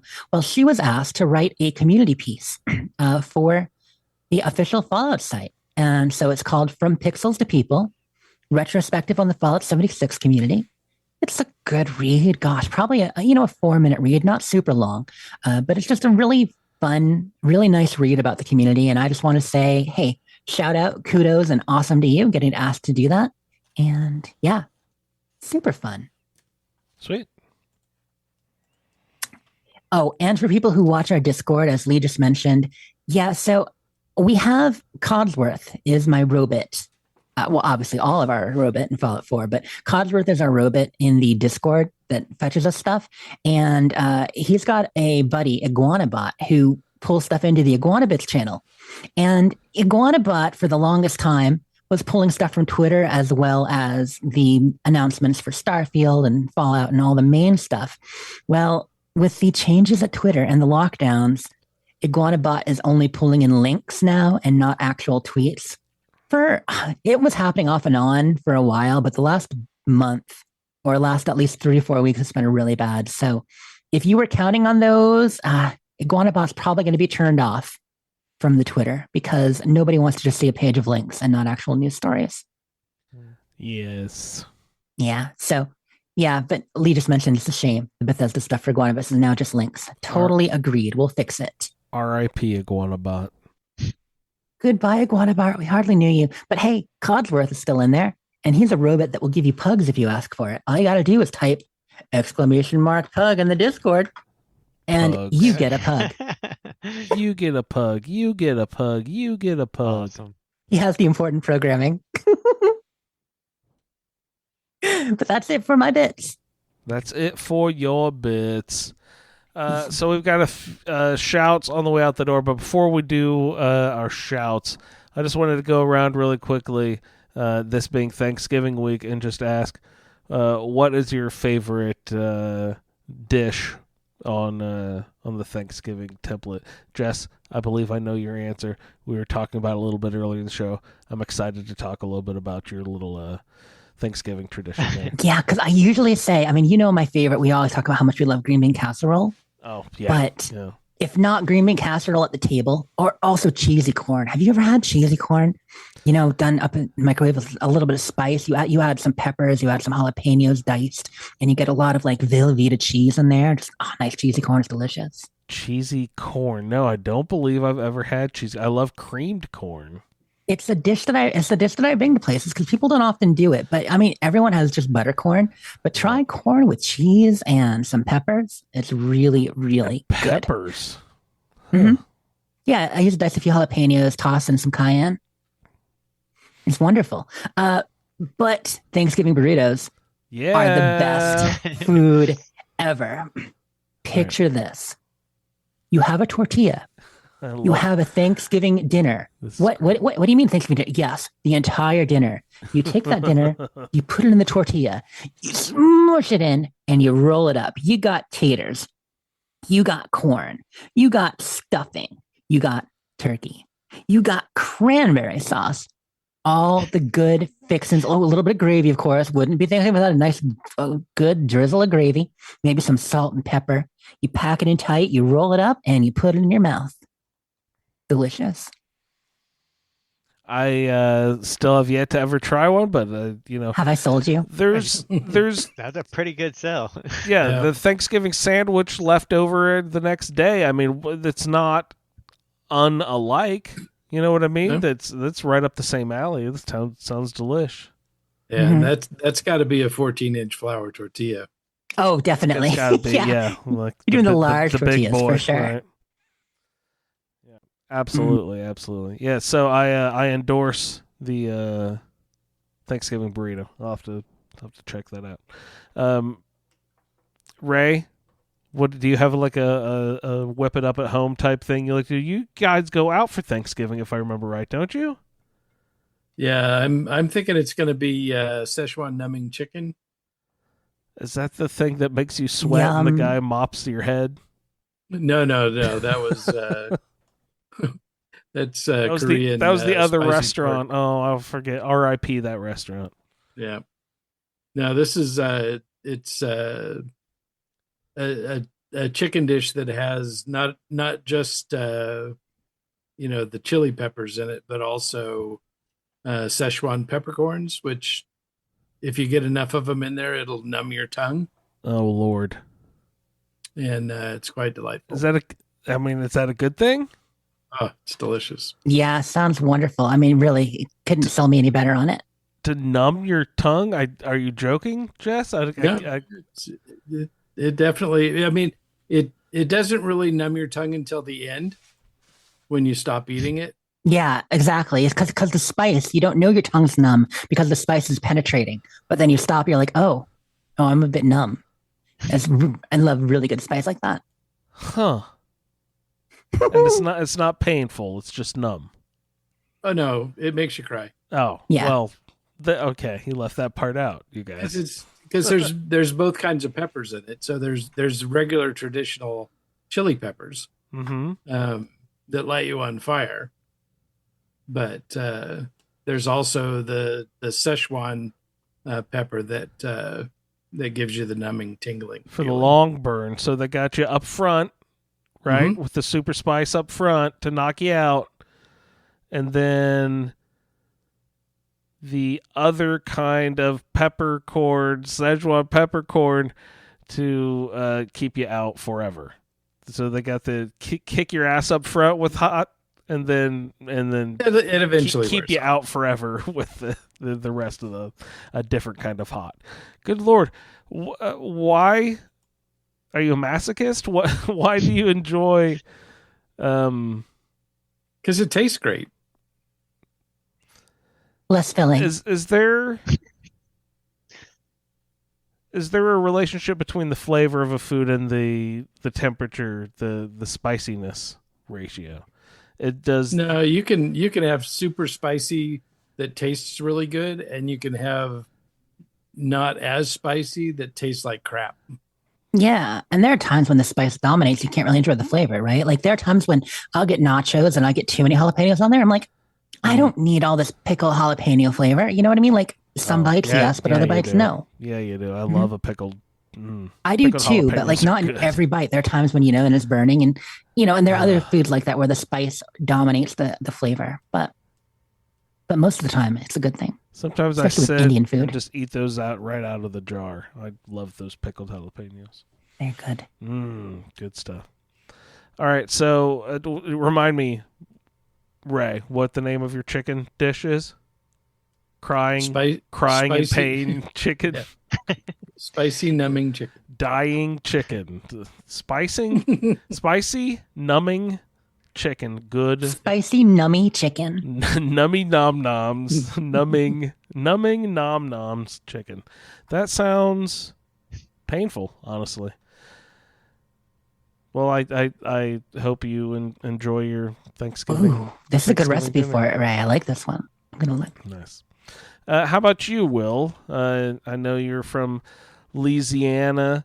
Get your specialized cuisine down your way a lot. Do you guys do anything special and fun? What's your favorite Thanksgiving dish?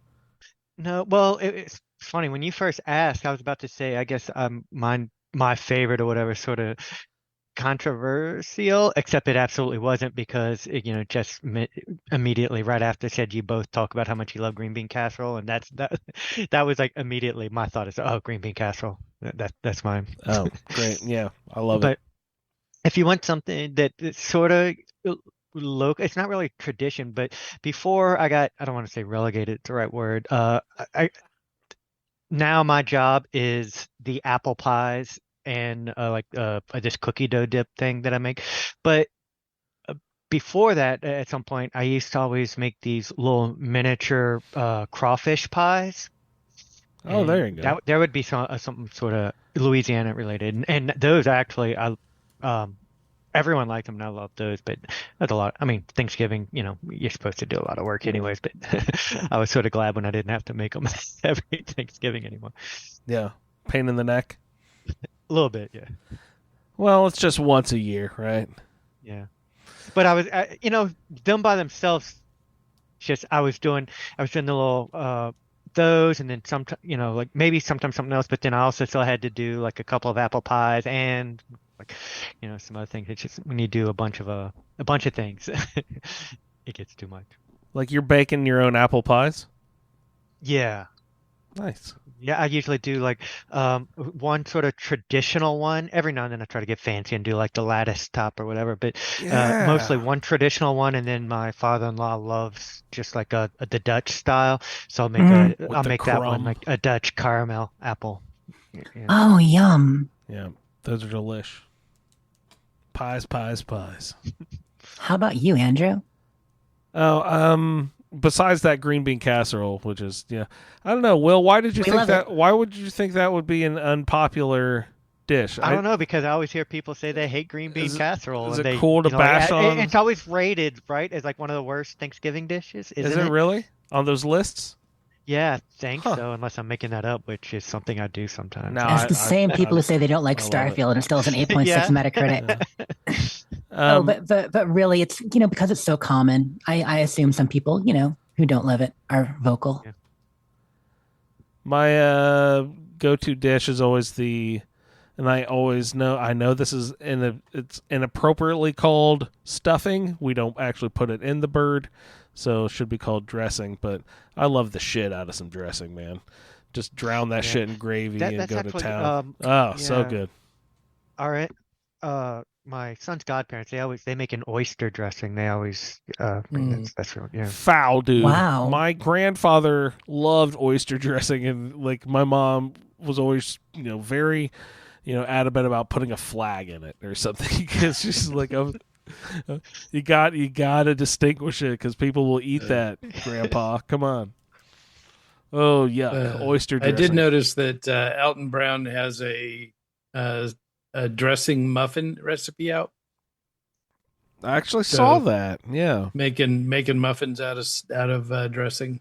That makes so much sense because I like the four corner pieces, and if you do muffins, the crispy bits. Yeah, if you do the muffin, it's all edge pieces. But when my wife showed me that you can do meatloaf in many, muffin tins, it just basically makes them little tiny meatballs, basically. But oh man, that's a game changer. You get more surface area per crunch. That's really way to kick up your food value in my book. God, love that shit. Everything should be baked small. Yeah, nothing better than my yard. Yeah. Than your what? My yard. My yard. That's the browning that you get. Oh, the Maillard effect. There's a term for that. Okay. Yeah. I thought you meant like your backyard. No. Like you're out there grilling. Yeah, nobody would enjoy my yard, my backyard. Oh, right on. Well, anything else anybody wanted to mention tonight on the episode? On that note, I'd like to... sorry, Will, go ahead. No, I said I think we're good. Sorry. All right, cool. On that note, I'd like to wish everyone in the United States happy Thanksgiving this week. Everyone, please be safe. And thank you, everyone, for hopping on the show tonight. Ray, you can find him and his No Man's Sky show at BBCISSS, and he's also at RayLB. Ray, thanks so much for hopping on. Good times. Jess can be found at Sleep is 4T and at, I almost said you Wastelanders, at Dames Who Game. Jess. And at you Wastelanders. Absolutely. Get out there. All right. And you Wastelanders. Keep pumping it. All at right. least for one more day. I mean, we got a theater show coming up on Sunday. Oh, beautiful. Sure. Jess, thanks so much. Thank you. Will, he's at Will Wonka. I don't see you on Twitter ever anymore, though. Do you go anywhere anymore? No, not really. I just living the quiet life. Living the quiet life. No social media. And that's probably a better life. And I congratulate you for it, Will. And thanks so much for hopping on the show tonight. It's always a wonderful time. And thank you for bringing a game, sir. Always very appreciated. And it was a really fun one at that. Very, very good game. Thanks. Yeah, good. Well, thank you. I always have fun. Thank you again. Yeah, I love that. We'll have to keep that game in mind. We'll just hold it in my back pocket for, long enough for Ray and Jess to forget all the answers. Right. And then play it again next year. Well, there may be some more on there too, yeah. Perfect. And that was the whole reason I still had that. It's because, like you mentioned, it was from, I had it before. And it's not that, like, we just didn't get time to it. It's, I always come in with sort of extra games prepared just in case. And that was the thing. Is I had multiple games, and I was like, that was a back pocket game I had in case we needed it. Just in, I can't believe that was a back pocket one because that's an all-star. That's a really good game. I like that one a lot. All right, guys. I am at Indie Android. The show is at the Fallout Feed. I'd like to thank everyone for downloading this edition of the Fallout Feed. and we will see you in the wasteland. Thank you for downloading this episode of the Fallout Feed Roundtable. If you are interested in doing a play-along character with us, the show can be contacted by emailing falloutroundtable@gmail.com. For the Roundtable schedule, our Amazon link, and all other show information, please head on over to asapodcasting.com, where you will find the Fallout Feed, a Skyrimatic podcast, our YouTube channel, the Chatterbox, as well as other content. Once again, thank you for downloading, and we'll see you in the wasteland. You smush it in, fragging some fools while you're gobbling. You gotta love turkey time. I'm always getting in there and grabbing the guts. Ugh, what are you going to do about the smell? Mostly on account of the anus. I'm a good girl. Get away from me, weirdo. It came on it. The guy said you're going to love it. I don't know. Man, it is one horny game. It's like orgies every night. Yeah, I ain't into you. I'm out of here. Are they too into you? Yeah, maybe. Very, very large. Jazeera. I sort of thought about you a lot. What key makes you jump? You want to at least sample it, get a little taste of it. Wide and spread out.